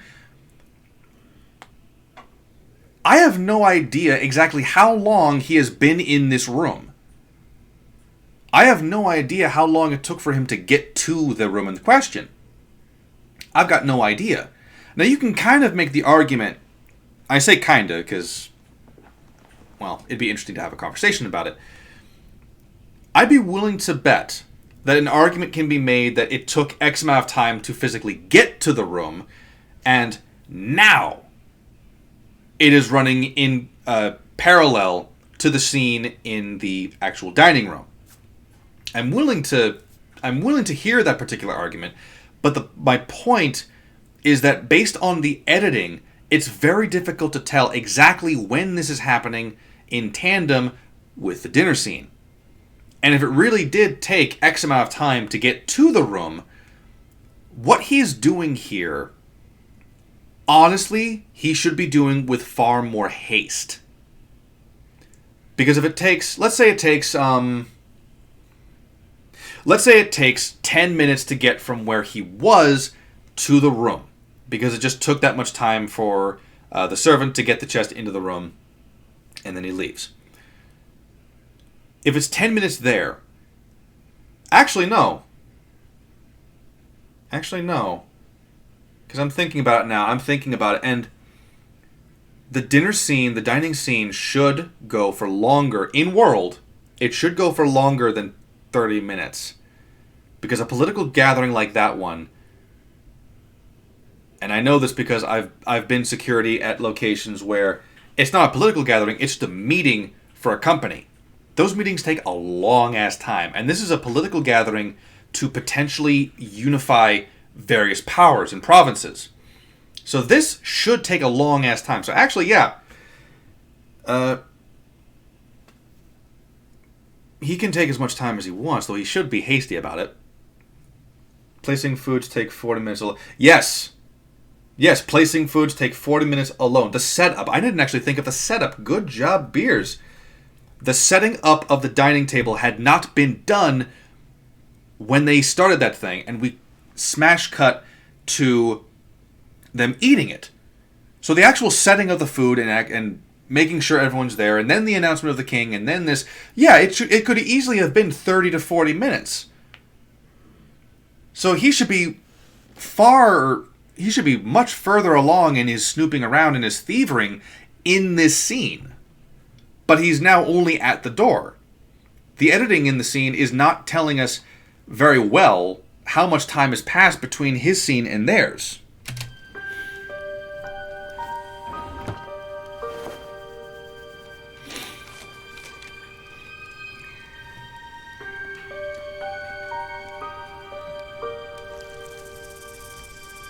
Oof. I thought it would take longer. So, remember how both of the guards chased after the snake at the exact same time? Stupid enough, but I'm going to give you a little... I'm going to tell you something about snakes. They're not faster than humans. Not like that. There is no way that belt could have lost the guards with two of them chasing it. And then be able to get back under the door without the guards noticing them. The guards are just gone. Oh! Actually, even worse, when this particular scene starts up, it's from when he just got in through the door. And we saw him instantly go through the door after the snake had led the belt snake. Cool item, by the way. Not dissing the belt. When the snake belt leads the guards away. He gets into the room pretty much instantly, and the next time we cut back to him, he has just moved away from the door. So it's only been maybe 2 minutes, and the snake's already coming back to him. The guards should be hot on their trail. And the moment the guards have and the moment the snake has actually lost the guards, and let's assume that it could, the guards, after losing the snake, at most, one of them goes to inform other guards, hey, there's a snake over here, might be poisonous, keep a lookout. And the other one goes immediately back to the room to guard the door. At which point, he absolutely should have seen the snake. Absolutely should have. But you see how I mean? Like, even in this, even in the editing, how much time has passed is actually being very contradictory to what we're being shown in other scenes. Even the editing in this show is not very clear, but it could have been with a tighter editing. Or, I guess, more clear-cut editing. I will say this, though, and I'm pausing a lot, but I'm thinking of something as it happens. I like the atmosphere that they're going with here. I do like the atmosphere. Genuinely good. I like it. I like it a lot.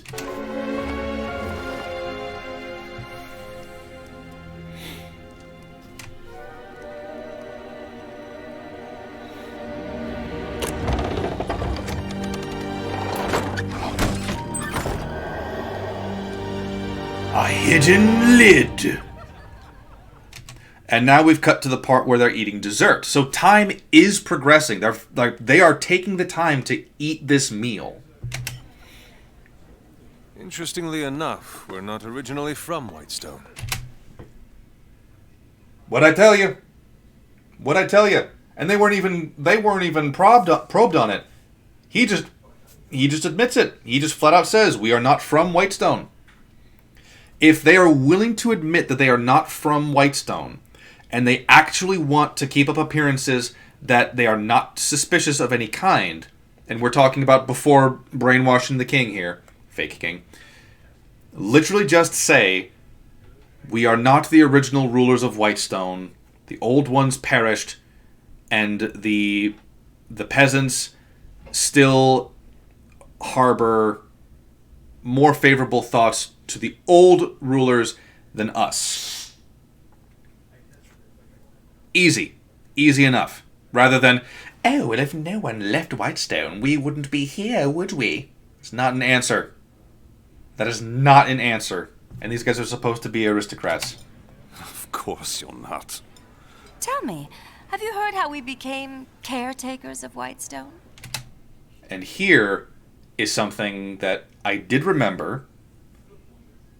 And when I realized what exactly had happened, more problems arose. But let's listen into this for a few minutes. Let's listen into this for her spiel and see if you can understand the same thing that I realized. The official story is that the city was administered by the Derolo family until they succumbed to a rare disease. But I'm afraid the truth is, we concocted that tale to protect their legacy. The sad reality is that the Derolos abdicated. They grew bored of ruling, and after their children raided the treasury, they abandoned their people to rot. Liars!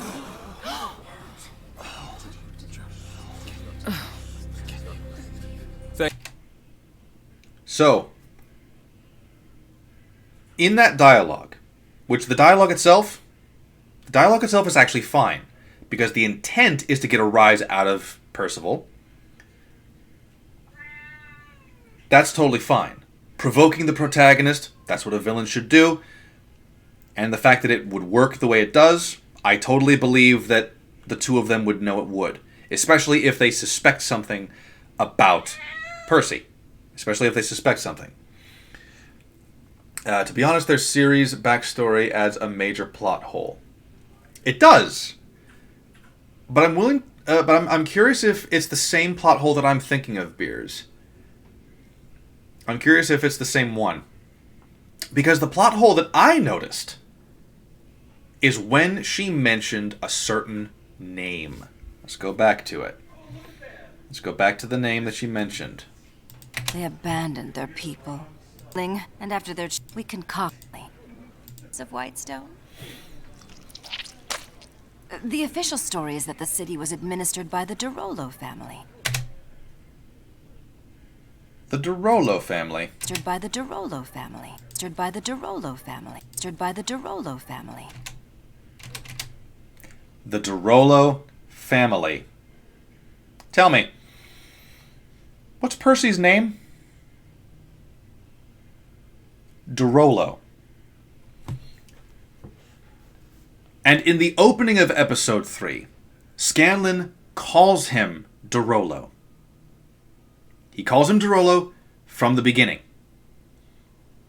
Now, what I noticed about this when I remembered it,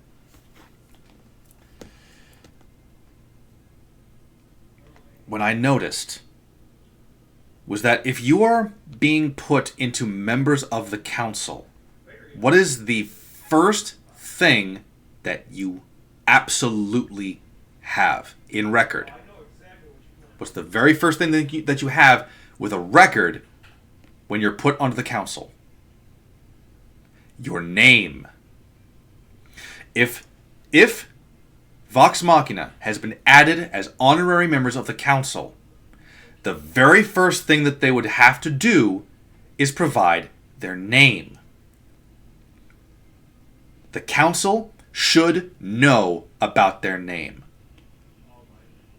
And I guarantee you, if every single one of them, except Scanlan, said only their first name and nothing else, that would be suspicious. Now, you can. I'm willing to bet that certain people would try to argue that, oh, they just never bothered to ask. Well, I would say, no. You have clearly never worked in any sort of coordination role. Whenever you are doing something like this for anything, you get your name, you get as much information as you can. Because especially when it is of a political nature, you need assurances. Even if it's in the context of, in the event that someone should assassinate you, and I'm using assassinate as an extreme example, but you know what I mean. Should something happen to you, do you have a next of kin? Which is difficult to know if you don't give them your family name. And he has no reason to hide his name from the council. He has no reason to hide his name from anyone in Taldore, especially considering that in the first episode, when Keyleth flat out states that Percy barely wants to be seen with them in public, they know his name. The people that supposedly he barely wants to be seen with, they know his family name. He has no reason to not tell people his name. And in fact, through meta-knowledge, we know that in the campaign, that was part of the joke. The part of the joke was that he had a very, very long name, and he loved being able to do that, and he just told people his name. Derolo. Now, admittedly, that's meta-knowledge, but the fact of the matter is, he still has no reason to hide his name, especially from the council that gave him a goddamn house and a position of authority, a position of noble repertoire. But in any case, if the mind control thing wasn't a giveaway, this should be very apparent. But it's not. Because, for whatever reason, and this is a common problem when it comes to amateur writers, or just bad writers, whenever a character is not on screen or being directly interacted with, the character doesn't exist. It's being put into a pocket dimension until it's needed for the next line of dialogue or needed for the next scene. Right here, you have so many people around this table. And two of them, these two right here, they are not trusted by the council. They are not trusted. In fact, useless blonde white bitch, or Allura, I believe she was the one who first stated, like, are you sure we should bring them? We haven't heard from our messenger. No, that was Kima. It was either Allura or Kima that first mentioned the possible suspect of Whitestone's actions. So, with everything that's going on, they should also be keeping a special eye out on them. But, for the sake of the plot, they conveniently don't do that. They conveniently forget about that, or they conveniently get sucked out into a different dimension until they're seen on screen again. Until they succumb to a rare disease. But I'm afraid the truth is, we concocted that tale to protect their legacy. The backstory is that they were nobles from another land. Did they completely abandon that plot of land? In that sense, it's not necessarily a plot hole, because nobles would do things similar to that all the time, in the sense that, like let's say you've got the ever so popular diplomatic wedding. Like, you would wed your son to someone else's daughter in a neighboring land, and that would create this political bond, familial bond, and now there's this written binding unity between the two families to, like, not go to war with each other. Similar things could happen here, in the sense that, like, these guys are, like, they would be, let's say that there were lower nobles in that particular land, and they go to Whitestone. It is, however, interesting. It is, however, interesting, and you might have had a point here now that I'm thinking about it. You might have actually meant this is what I meant to say. If they're not from Whitestone, why would they have been accepted as the rulers of Whitestone? If they're not from there, and they admit they're not from there, why would the people there accept them over whom the Derolos were working hand in hand with? Huh. Keen eye, Beers. I did not notice that. But keen eye. Very keen eye on that one. I did. Wow.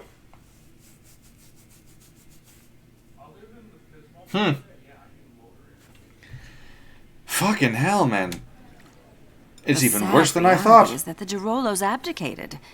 They grew bored of ruling, and after their children raided the treasury, they abandoned their people to rot. Liars!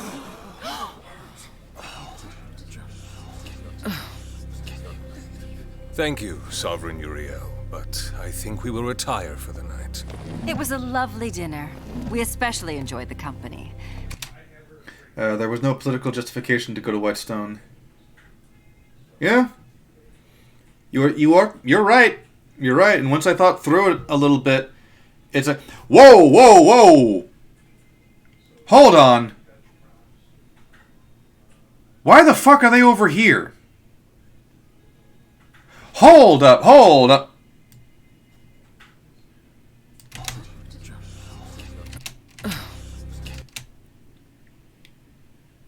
Okay, never mind. I thought I saw an animation issue. It is still strange that the two of them are looking straight ahead at that and not at the commotion that was just raised. Thank you, But Sovereign Uriel, but they were actually sitting will next to retire. Keyleth at the time, so It was it's a not lovely actually an dinner. animation We error. especially enjoyed the company. So refined.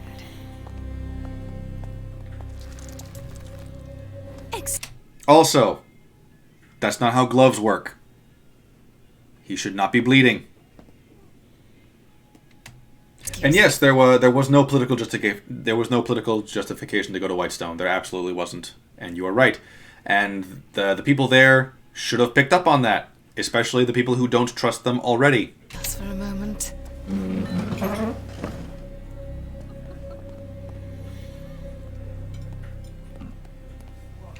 And the blood on his glove is now gone because, why bother with that? Percival, darling, what did we say about emotions? You don't understand. Then help us understand. The Briarwoods. They murdered my entire family.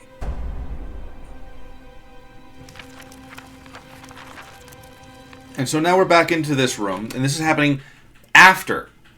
This is happening after they've gone through the courses of meal, had dessert, had that altercation, all of that.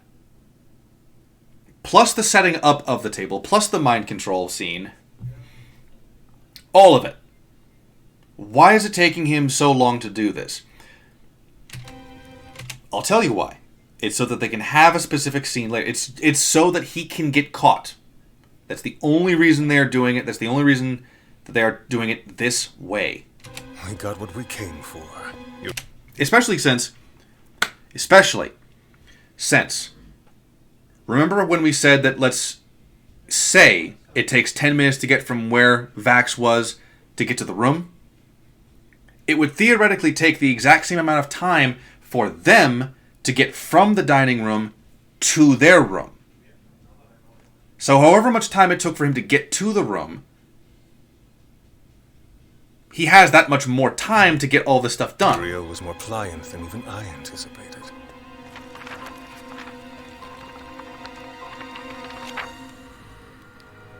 Whispered one. But finding the boy was unexpected. Our circumstances have changed. And now, they are conveniently right in front of him. How long was he flipping through that book?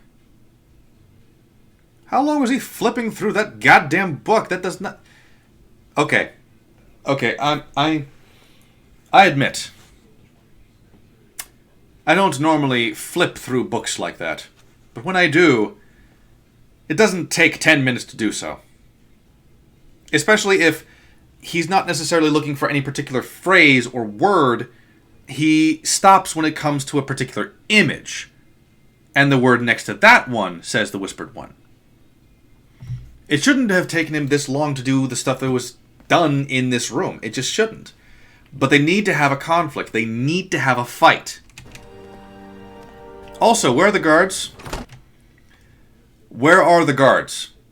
Do you seriously mean to tell me that there were guards posted at that door and they are still looking for a fucking snake? They are still looking for a fucking snake. No. No, the guards should be back at the fucking door.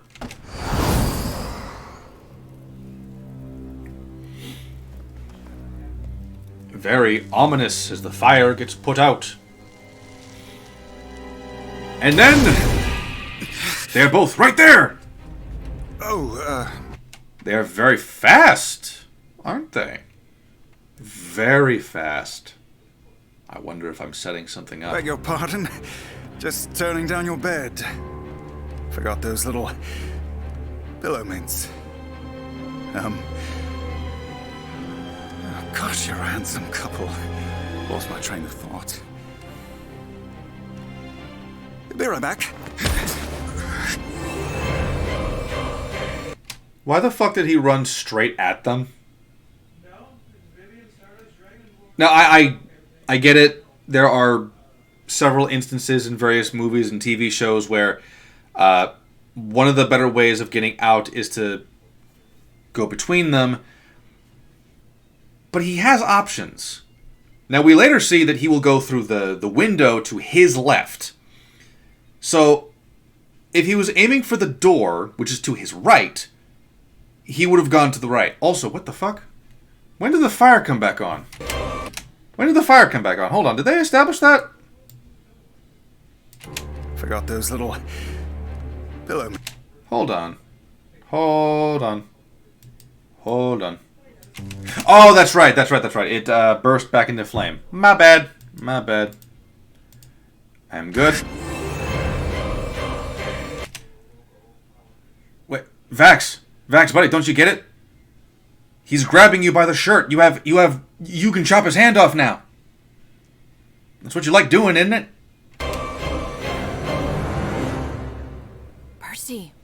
didn't you tell us? I've tried to tell many over the years. No one's ever believed me. Wait, Vax is up there. I am a little skeptic about that one. I'm a little skeptic about that, and here's why. Here's why. Even if you tell multiple people, and we'll say, for the sake of this, we'll say like it's a situation kind of like this one, where he's with other people in like a group, or like we'll say that he was on a ship, right? And he tries to tell the crew. Even if they don't necessarily believe him, why would that be a justification for you to stop? Like, why would it be a justification for you to stop, telling people? Now, especially if he will kill them if he spots the Briarwoods again.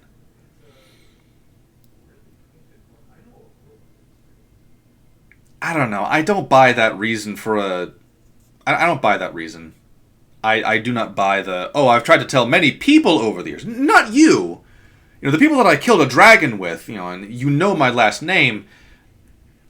But, you know what? I'll take this. Not for the reasons you think. I will take this because it adds more credibility to my original complaint about the name thing. If he's willing to tell other people his name, and he's doing that under the knowledge or the learned experience that people just don't believe him when he tells them that he's from a noble background, or that his family was murdered, or he was the heir of Whitestone, then that's even more reason to why he wouldn't hide his name from the council.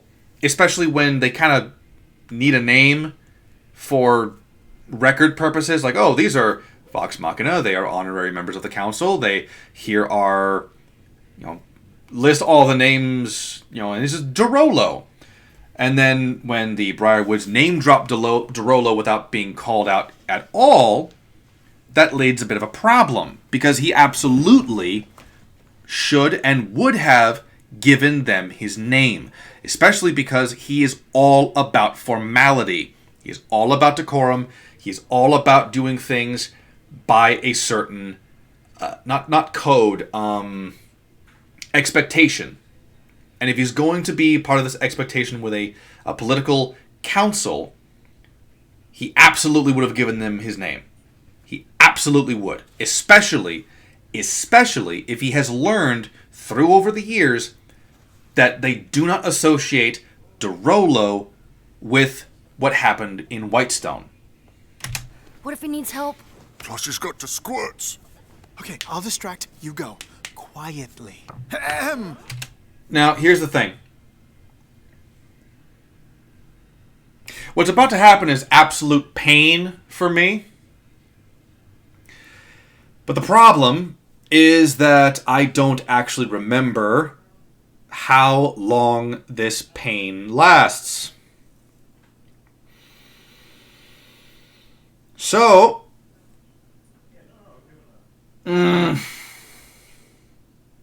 fuck it, rip it off like a band-aid. Ladies and lords, allow Scanlan Shorthalt to delight This is you with pain. an after-dinner song I like to call Pull My Beads. Now we know why they brought it up. Now we know why they brought up the beads thing. The reason they brought up the beads earlier in the episode is explicitly for this joke. It is going to be a gay song about pulling anal beads. You know what? No, it's not even a gay song. It's just a song about beads. I said gay song because he's got the fucking cod piece of the homosexuality. A legendary item. Here's the problem, Beers. I don't actually remember how long the song is and how it's intercut into the other scenes. I'll try. I will try. Of love. 1, 2, 3, 4! Give me a tug! I don't really... Also, why is this necessary? Why is the distraction necessary? They've already excused themselves. They have already excused themselves from the hall. Just go. My arrow keys aren't working. Fuck, I was drag. Click and drag, click and drag, click and drag. No, I gotta do it. I've gotta do it for context purposes. For context purposes. Now, again, why is it doing it? Why are they doing this? And even the council members are going like, why is this happening? He is standing on the council table. Why are they allowing this to happen? Why are they allowing this to happen? I don't know. You are a curious one.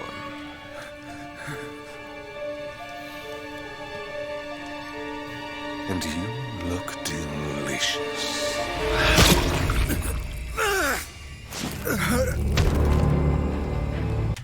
Now, what's interesting here is that this shot right here is establishing something. The establishing is, while the person is under the mind control of the vampire, pain can break them out of it. Now, whether or not it's pain in the sense of like the vampire has to do the inflicting or not, we don't really know. However, if all it takes is pain, which is all that we're shown, theoretically, the only thing they have to do is hurt King Uriel, fake king, and he should be released from the mind control. Now, this is the reason I say this is not because that's how it works in D&D or Critical Role. It's because that's the only thing we are shown. That's the only thing we're shown about it. Now, maybe an argument could be made in this context of like, oh well, you missed the chance because his eyes were glowing. Vax's eyes were glowing here, and Uriel's eyes stopped glowing after a command was given. Right? Well, I would make the counter argument that Vampire was no longer looking into his eyes, so I'm saying it's unclear regardless of how you slice it. But what we are shown is that pain brings you out. So it's worth a fucking try. That's all I'm saying.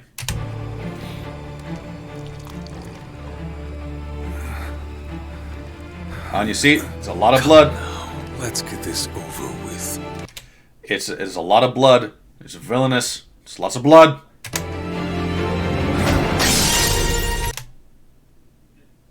Fun fact. You can't do that. You cannot... Okay, glass, depending on the window, depending on the era, and depending on the person, you can go through glass. Very dependable on... It's all relative. But he's busting through the fucking frames. And we don't see any of the frames in the background here. So that's... like... Nah. That's not good. It's not good. We don't see any of the frame here. We don't see any of the frame fall into the water with him. The framework just disappears.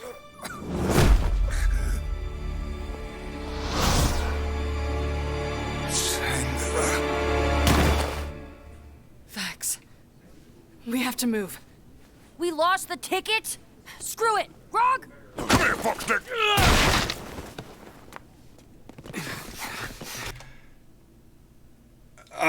That man should be in big trouble. 'Cause that's... I'm willing to bet that's a marble wall. I'm willing to bet that's a marble wall. Oof.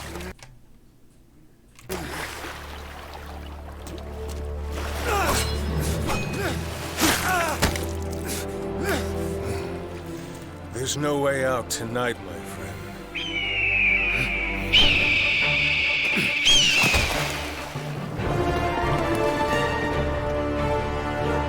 And now the fight begins. And so with this, we have now established that Keyleth can shapeshift into animals.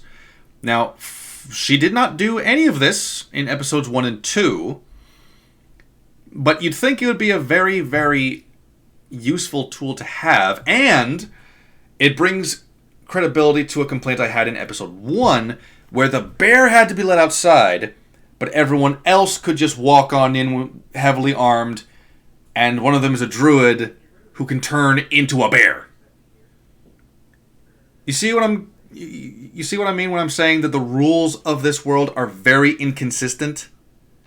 And I'm not talking about the rules of like, oh, like magic does this, magic does that. I mean like the literal laws of the land. The laws of the kingdom. What are the laws? Why are they inconsistent? Keyleth can transform. It's established early enough in the show, episode 3, so that it's not inherently a deal breaker. But the fact of the matter is, this happens, I think, maybe a couple days after the events of episode 2. So if this is something that she could do, not even necessarily why didn't she do it during the dragon fight, because there's, questions for later. Why would they have the bear wait outside, but they allow people heavily armed and a druid who can turn into a bear into the palace to see Uriel? It's inconsistent, is all I'm saying. Also, where's Trinket now? I just realized that. Silas! Delilah! Would you look at that, dear? It's the pup who survived, all grown up. Step off, bitch. Oh. Vex, you were doing so well. You were doing so well. But unfortunately, you said bitch. And that means that you have to let them take your hand off now. Because as we established in episode 1, all you have to do is say bitch in a rude way. And the person you said that to has every right to just take your hand off. You gotta do it. Go over there and let them take your hand off.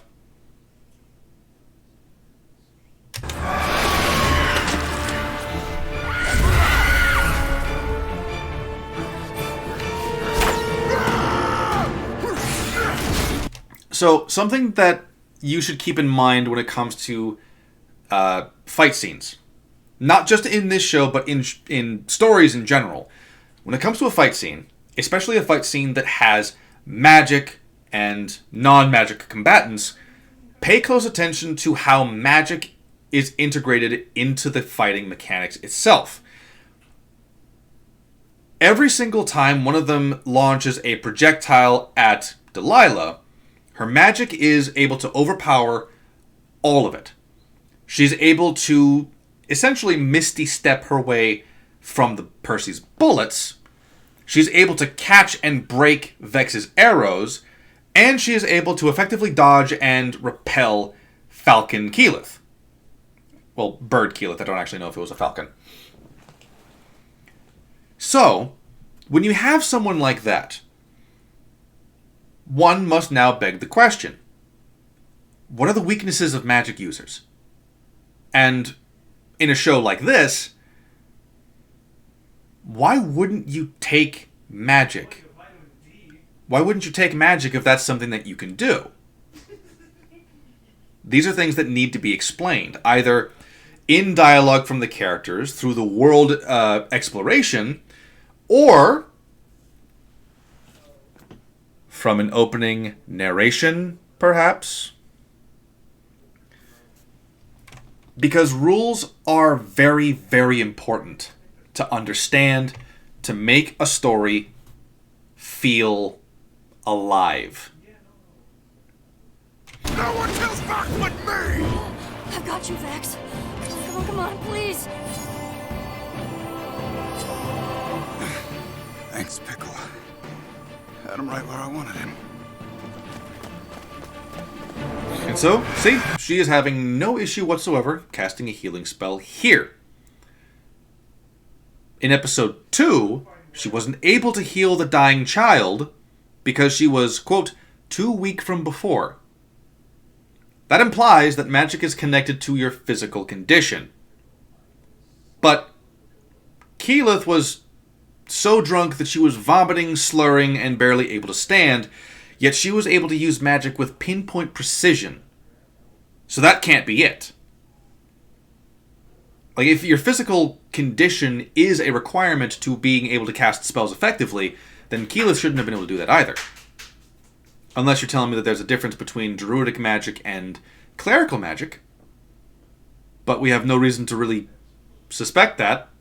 Not really. Other than the fact that one is more like light constructs and the other is like just manipulating plants.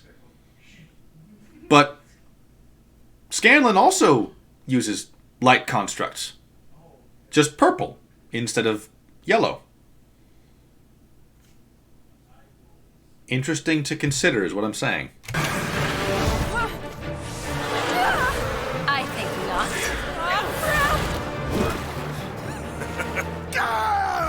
These are amongst protectors of the realm. Suck it to him. Oh shit, that ain't good. No, it's not. Okay, so we have an answer to that, Beers. His sword just appears on his back. Also, fun fact, that is not how you draw a sword from your back. That is not how you draw a sword from your back. If you're drawing a weapon from your back, it's going to be on the same shoulder side as the hand that's reaching. You're not going to go over here to draw it out. You're not doing that. That's just not... It's not how you draw a sword from your back.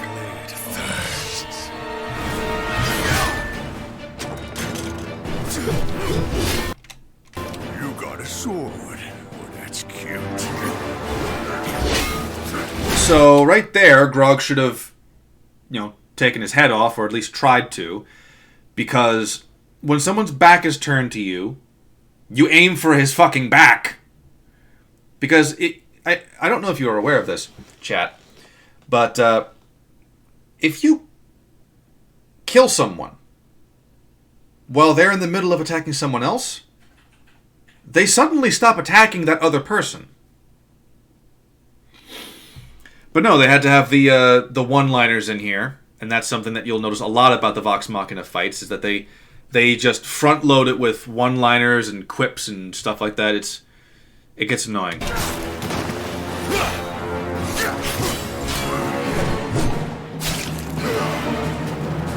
Yeah. He's really fast. Saying. I just commented on their one-liners and quips, and he fucking makes one. Like, this will be important for, I think, episode 11. So a long way down the line. But pay attention to how fast these guys are able to move. Keep in mind how fast they're able to move and how precise they are. So, we're not doing terrible, right? No, this is terrible.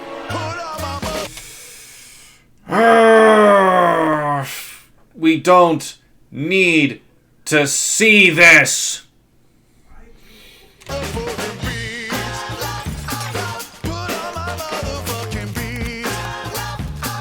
You get it? Everyone's a little gay. Do you get it? Even a happily married straight man is a little gay.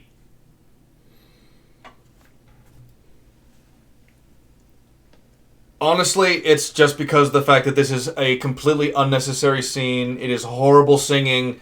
It is horrible when you're talking about the jump in tone. It's a tonal shift that happens during what's supposed to be a suspenseful moment, and you cut from that to this. Everything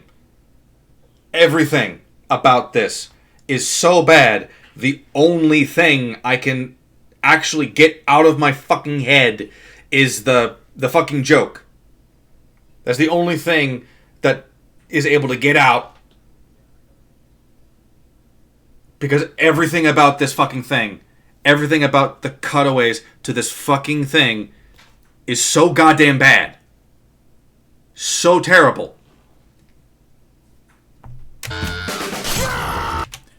Thank fuck. It's only a few seconds long each time. Good. It's only a few seconds.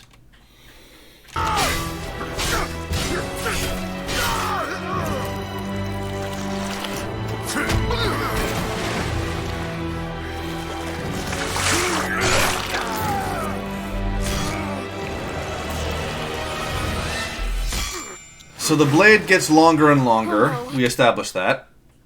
And we also established that he is very, very fast. He's very, very precise. Hold on, Grog! You the best, Mike. This is also a good establishment. I bet that hurts. Because we have now established relatively early on in the season that that's the one weapon, sorry, that's the one thing that he didn't immediately heal from. That's good. That's very good. Something else that I like is that they don't immediately go to that. Sorry, they don't immediately cut to a shot of it not healing. They don't immediately do that. That's good. That's good. This little one is entirely too much trouble. They have their one line because they need to throw in the fucking one lines.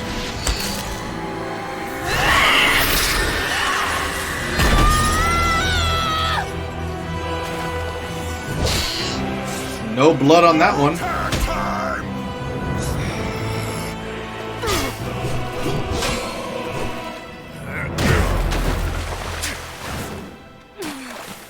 She should be dead. Gods can't help you now. No! Pike!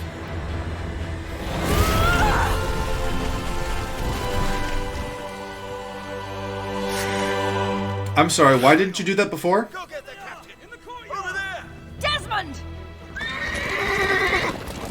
Lady Briarwood, I did as you ordered. Your belongings are here. I'll drive, thank you. Stop them! Come visit us sometime, Percival. You're always welcome back home.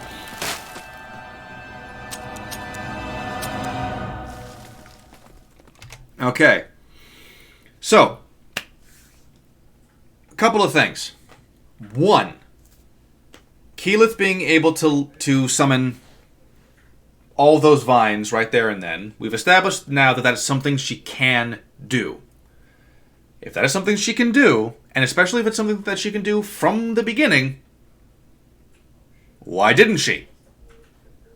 Why didn't she do that from the beginning? Now, you can make an argument that, oh, it wouldn't have stopped the Briarwoods, but that's not the point. The point is that if you are going to have any sort of intelligent fighting, and they have experience, she was clearly smart enough to use it. Use it to separate the Briarwoods.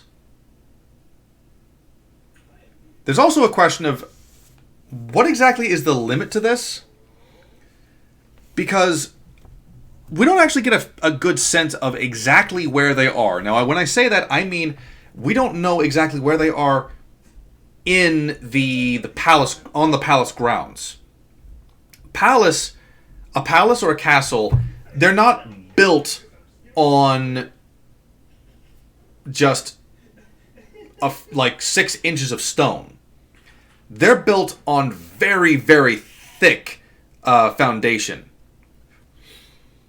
So that should not happen if they are anywhere close to the castle grounds, in the sense of like courtyards, or hell, even the fountain, the pool that they're on. The vines should not be able to just break through solid stone like that. Unless, of course, the show is establishing that it can break through solid stone, at which point, use that on the Briarwoods next time? If it's strong enough to break through stone, it's strong enough to break through flesh. And they weren't fast enough to do anything about it when it happened. So just do that and solve all of your problems. No! I had them! Had them! And you let them slip away! I didn't... Neverlight. No. No, please.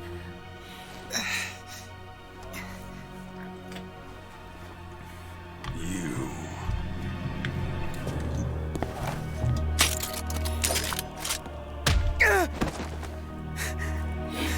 Start talking. Why were the Briarwoods here? What were they after? This scene, I must prepare you. I must prepare you for something that might be too virtuous to see. They were invited like you, by Sovereign Uriel. Silas and Delilah have never left the confines of Whitestone before. Why here? Why now?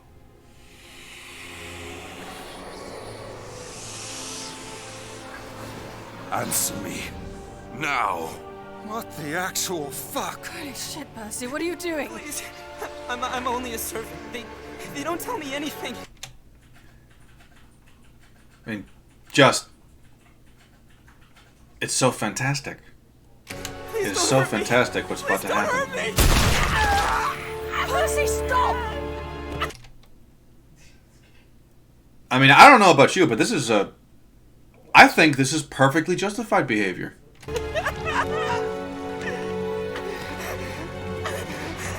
This is... You know, this is perfectly fine. You fool. Now your soul is forfeit. Halt right there!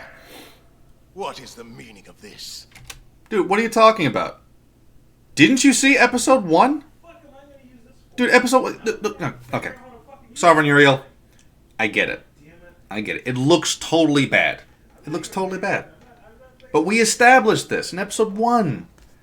We established in episode 1 that it is 100% justifiable to take away someone's hand. We've established it's totally fine. I don't know what you're getting all uppity about. And just, come on. Come on. You're being stingy here. You're being stingy. Guards!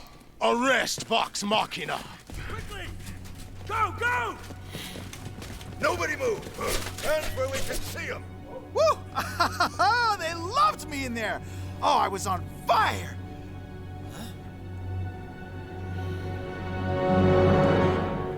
Fuck. And there's the final word and final joke of episode 3. And I am not pressing play on this one because I know the ending credit song to this fucking episode, and I am not going through that song again. So, memes aside, let us talk about what just happened with this scene right here. Now, memes aside, in a vacuum, the reaction that the Vox Machina party have for this is... Come on. Right there. Like, the reaction that they have in a vacuum is 100% on point to what they are seeing right here and now. Like, and that's the key note here. In a vacuum. In a vacuum, what Percy just did is genuinely terrible. He shot a man's hand off with his gun. The guy is just wailing and in pain, and it is just horrible. It's horrible to have that happen. However, and this is another reason why you should just skip. Well, you should skip the entire season, but you should, if you're going to watch the season, just skip episodes 1 and 2. Because if you pay attention to what they establish in episode 1, their introduction, they are perfectly willing to chop off a man's hand whose only crime was saying bitch and fuck you. That is his only crime. Need I remind you that it was Vax, this guy right here, who aggravated and escalated the situation by pulling out a knife and stabbing it into the guy's table while saying, "Let's keep things civil." Drawing a blade and saying something like that, that is an escalation. And so that's my problem. My problem is that they don't actually understand what it is that they're doing.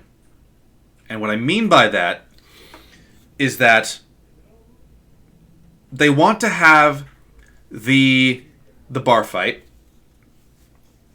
but they also want them to be the plucky assholes. They want to have the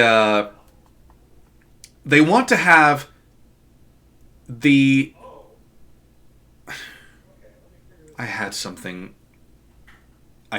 and I lost it. Fucking hell. Fuck was it?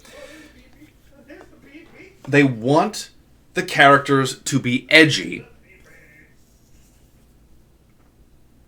but they know they can't have them be murderers, even though they totally are.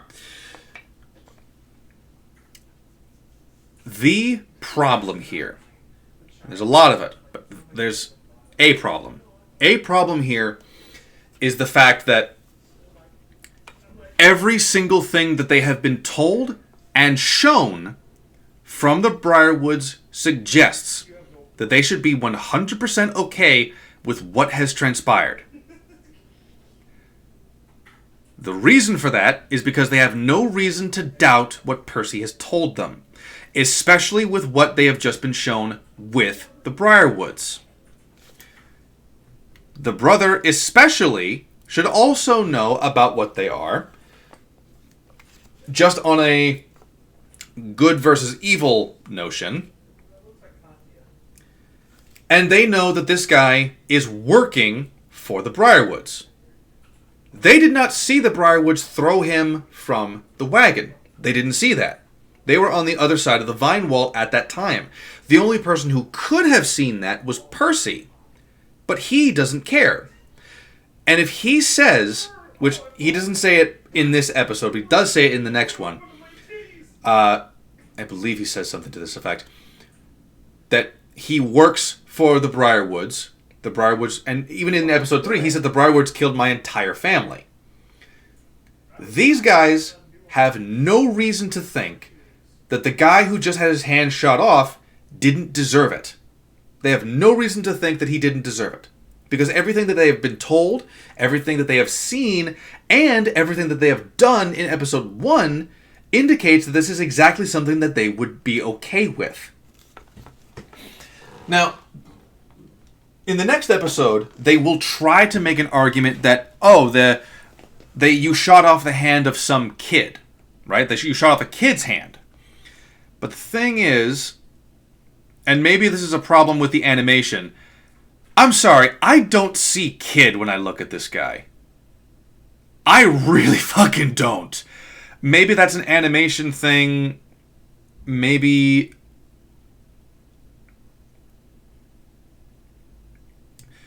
Yeah, like this thing, I'm sorry, I don't see a kid. Like, maybe mid-30s. Not mid-30s, maybe mid-20s. Maybe mid-20s, but not a kid. Certainly not a kid. And once again, like, he's their driver. Like, I'm sorry, Vox Machina has no idea how the Briarwoods operate. As far as they're concerned, the Briarwoods only have people who work and are loyal to them driving them around. As far as they are aware, this guy is one of their faithful minions that they just let go, not because he is an innocent kid or anything like that, but because they don't want to run the risk of getting caught, so they throw him behind to act as a distraction. They have no reason to think that this guy wasn't complicit in the murder of the Derolos. They have no reason to believe that, especially with what Percy told them, especially with what they saw directly from the Derolos. Not the Derolos, the Briarwoods. And yet, they make this big stink about Percy putting on the mask They make a big stink of him shooting this guy's hand off, and they make a big deal about him being super duper angry. Now, as far as the whole getting super super pissed off and angry thing is concerned, hi pot, name's Kettle. Have we met? And so, but that's partially my point, is that if it's in a vacuum, if you don't see episodes 1 and 2, their reaction to what he's doing right here actually works. Because we don't have the character establishment from episodes 1 and 2 that flat out states that they're willing to chop off an innocent man's hand in a bar. They're willing to do very deplorable things just a couple days prior to this. Just a couple days prior to this, they were chopping off innocent men's hands. And I do say innocent because he didn't do anything wrong. He didn't even lie. He didn't even lie to them in that bar scene. And here, he shoots off a man's hand. And we are led to believe that this is a very dark and foreboding and an evil thing because of what? Because of the music and because of the blood.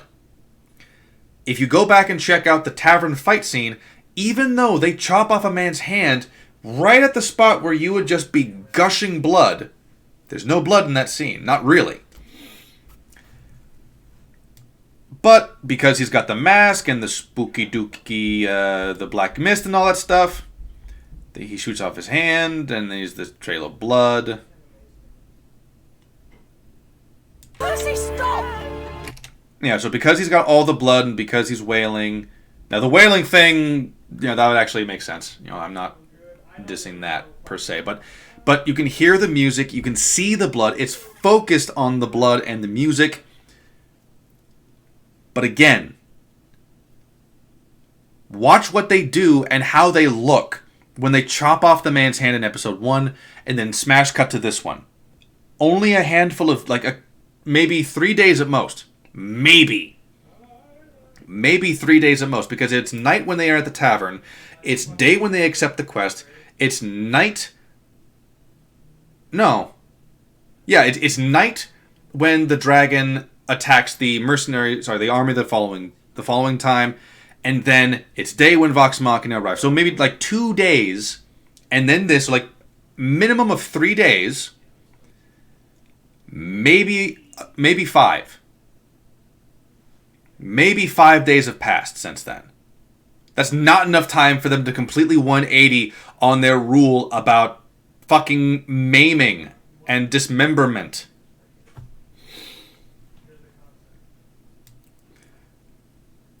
But I will say that episode 3 as a whole is better than 1 and 2. Not exactly something to sing praises about, considering how terrible 1 and 2 ultimately were. But episode 3 is the start of its own can of worms. Because not only is it a contradiction to what is shown and established in episodes 1 and 2, but even on its own, they start things that they can't finish. And all of the checkboxes that they have are becoming more and more apparent. Meaning that they need to have X amount of jokes. They need to have a fight. They need to have X amount of certain characters. They need to have all of that.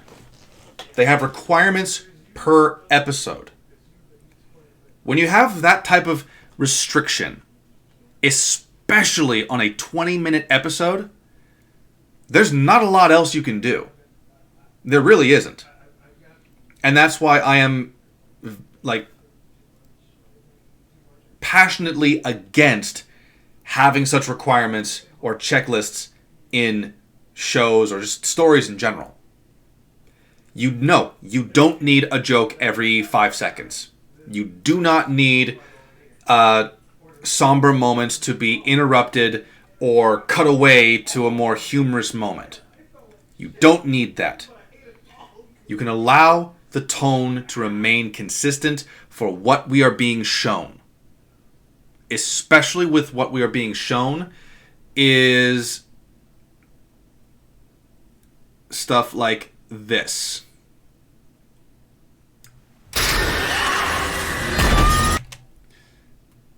Like, when it's stuff like this, and by the way, she should be dead. She should be dead. If their goal is obviously to kill them, right? Or maybe it's not. Maybe they want a scapegoat, but the king is under their control anyway, so just kill them. They clearly wish to kill them. Why isn't she dead? Blasted in the back, stabbed through the back like that with black fucking magic. No blood.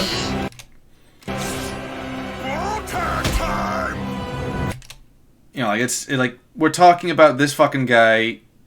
Fucking hell. Like this. This is a dire situation. It cuts to the fucking that for a handful of seconds, and then it cuts straight back to this guy literally cutting Grog up one slice at a time. The tonal whiplash is insane. It is absolutely insane. Episode 3 onward starts its own can of worms that we'll get to as the stream goes on. Streams, not this one. And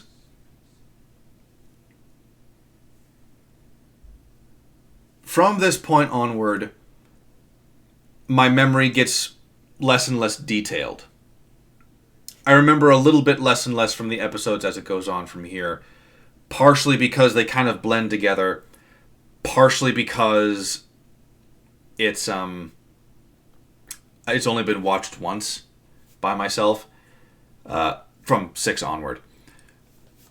And partially because the problems that stem from it are more broad after episode 4.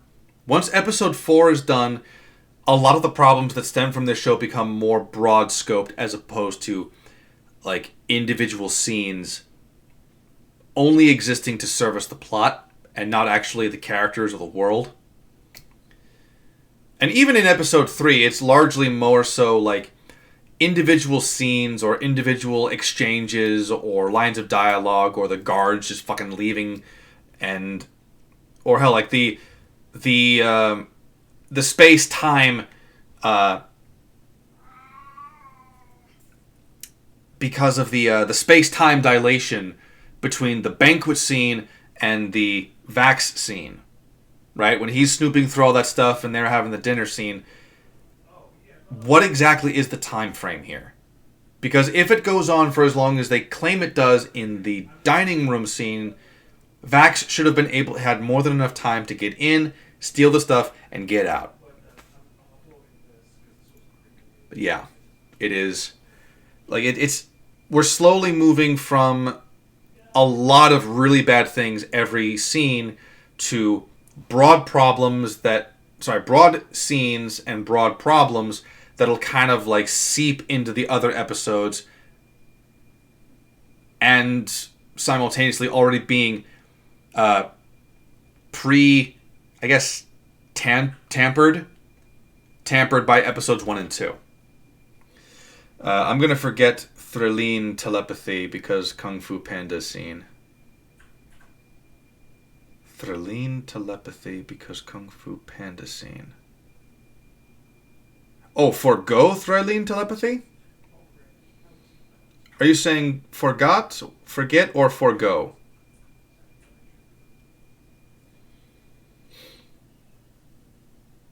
Yeah. But even with episode 3 being better than episodes 1 and 2, low bar. Episodes 1 and 2 are utter garbage. And this one, it had so many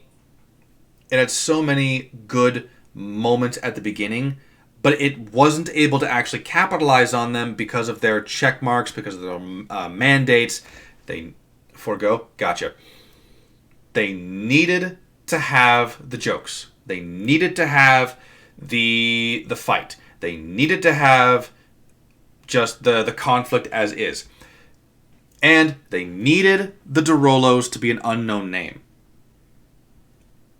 Because otherwise they couldn't do what they wanted to do.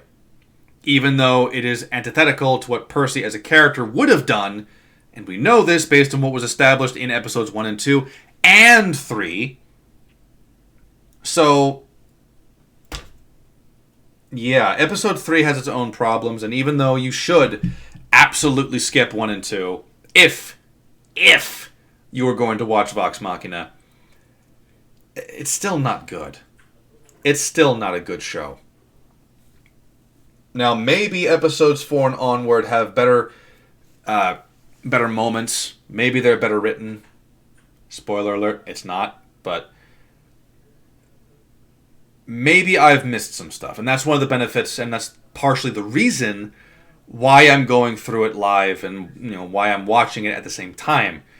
It's so that while I'm pausing it, while I go back, and while the chat is up, things can be missed. And actually, things can be missed that makes it even worse, as Beers was able to establish tonight. There were things that I just didn't think of. There are things I missed completely because of the other issues, and you were able to just instantly spot them.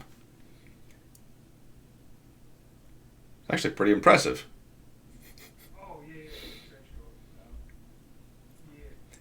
But I think that's good for now, because I'm pushing 3 hours, and I think 2.5 hours is more than enough to review this particular episode. I'll be uploading this stuff to YouTube sometime, though I'm not sure if I want to do it all in one chunk, or if I want to do some quick editing to cut it down into like 30-minute segments. But in any case, I'll be signing out here in a little bit. I'll get myself something to eat, and then I'll head to work. Not work as in security, but work as in I gotta get some stuff done before Christmas. But before I go, a couple of things. One of the reasons why I am doing this here and now is because the show is genuinely bad. And for whatever reason, so many people out there that actually do cover this content are essentially just saying it's good. They're saying it's good. They're saying that even people who aren't fans of Critical Role like the show. Magical Gear, how much do we get? You're gonna get a bit. You're gonna get a few magical items, primarily themed appropriate. So depending on how quickly all of you can actually get back to me on as much as you can about your characters, the more I'll be able to get you character appropriate magic items. So it needs to be addressed how bad this show ultimately is. Because the show is not good. It's really not. And the problem that... a problem that I have with it is that they genuinely are talented enough voice actors to where they have scenes. They have scenes, they have dialogue exchanges where it could be so much better. You can have a bunch of really cool stuff. Absolutely can. But they don't know how to capitalize on it. And they don't know how to make it actually work. I do. Basic suggestions to make this thing work so much better, but I know they'll never listen to me. For one reason or another. Maybe it's because I'm coming off as an asshole. But, as we've seen from this show, assholes get everything they want, and we're never punished. The other reason is because the Season 2 is coming out. The trailer for Season 2 has been coming out a couple days ago. And I feel like it's somewhat topical. So it's possibly a good method, a good timing to talk about it Hopefully it gets noticed. I really don't think Season 2 will change from this point on, because most of it's is already fucking done. And the third and biggest reason for it is because the people who make this show, Critical Role, have a direct pipeline with the guys who are currently making content for D&D the game. And everything that is seen as successful, not good, but successful, can have an effect on the game as well. We already know this because of what they did with the combat wheelchairs. I believe it was Critical Role that made them up the first time, and Wizards of the Coast added them into the game proper. That's what I mean. As long as it's successful, it will negatively affect the game because it negatively impacted this story. Or rather, this story is in the negative because it is bad. Yeah. Other than that,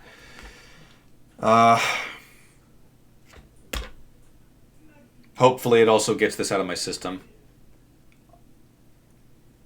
I might do something later on where I talk about like individual scenes that are like legit bad. And I say legit bad in the sense that like they are fundamentally terrible and they need its own dedicated video. I might do something like that where I'll record a more scripted rendition of certain events. Like I'll make a scripted rendition of the introductions of the protagonists versus the antagonist and the inconsistent moralities of how they're introduced and the deliberate manipulation, and hell, even juxtapositioning with what happens in this scene. But who knows? And who knows if I'll actually do that even remotely soon. But other than that, I thank everyone for joining me, especially you, Beers. Thank you. Always good to have you in the chat. I'm not sure I'll be doing anything like this tomorrow. It depends on when I wake up.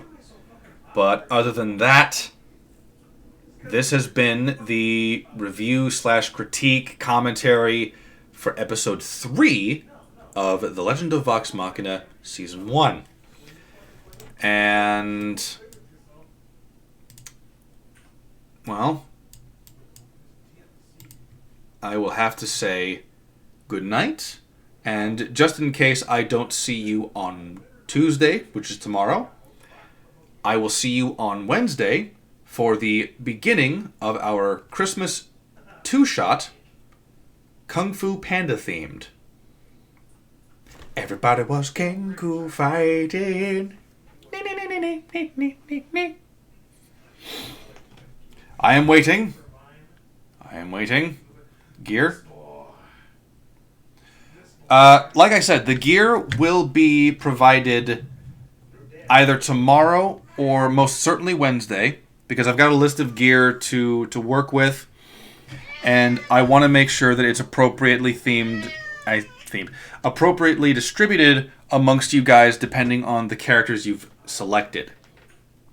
So I know that that Matt's doing an Eric Cochran, so I'll be looking into some gear that is beneficial to him and his character. Same thing with you and yours. But yep. And that's the Thrykin is the one that's a little interesting for me because I've never actually had to work with Thrykin before, so I have to. I am working a little more diligently on trying to find an appropriate item for that. I think I'm gonna be rewatching the Kung Fu Panda movies to pay closer attention to how Mantis behaves. I'll try and think of something more appropriate for him. Although honestly, it's probably gonna be just the. It's probably gonna be something that emphasizes sheer speed or the acupuncture. It's probably gonna be something along those lines. But yep. The Kung Fu Panda themed Christmas 2-shot will begin on Wednesday. That or grapple? Grappling could be nice. I think that's more Viper's thing, though. I think that's more of a Viper thing. If any of you are playing a Viper-inspired character, of course. Grant also. Oh, I remember something. I think I know exactly what I know what one of those items is gonna be for your Thryken. I know what one's gonna be. I'll let you know tomorrow or Wednesday because I gotta look it up to make sure I know how it's actually supposed to go. But yes, I will catch you on Wednesday for sure. Tomorrow, if I've got energy for it and or time. And the next time I see you for the reviewing of Vox Machina, it will either be... Oh, shit! I don't have to work until midnight tomorrow, so yeah. Fuck it. Oh, fuck. That means I'm going until 8 in the morning. Fucking hell. Absolutely. I will absolutely have time tomorrow, so I will either get the Christmas presents done tomorrow, or I'll do the live stream of Vox Machina reviewing of it.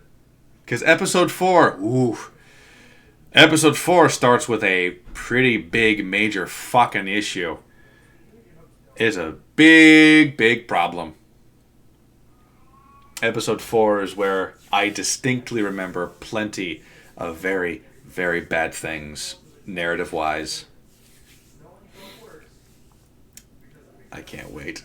I cannot wait. I'll have to wait. I will have to wait for tomorrow. But thank you for joining me. And I will bid you adieu. And I will see you either tomorrow for Season 1, Episode 4, or on Wednesday for Kung Fu Panda-themed Christmas 2-shot. I have been Anvil. Bye-bye.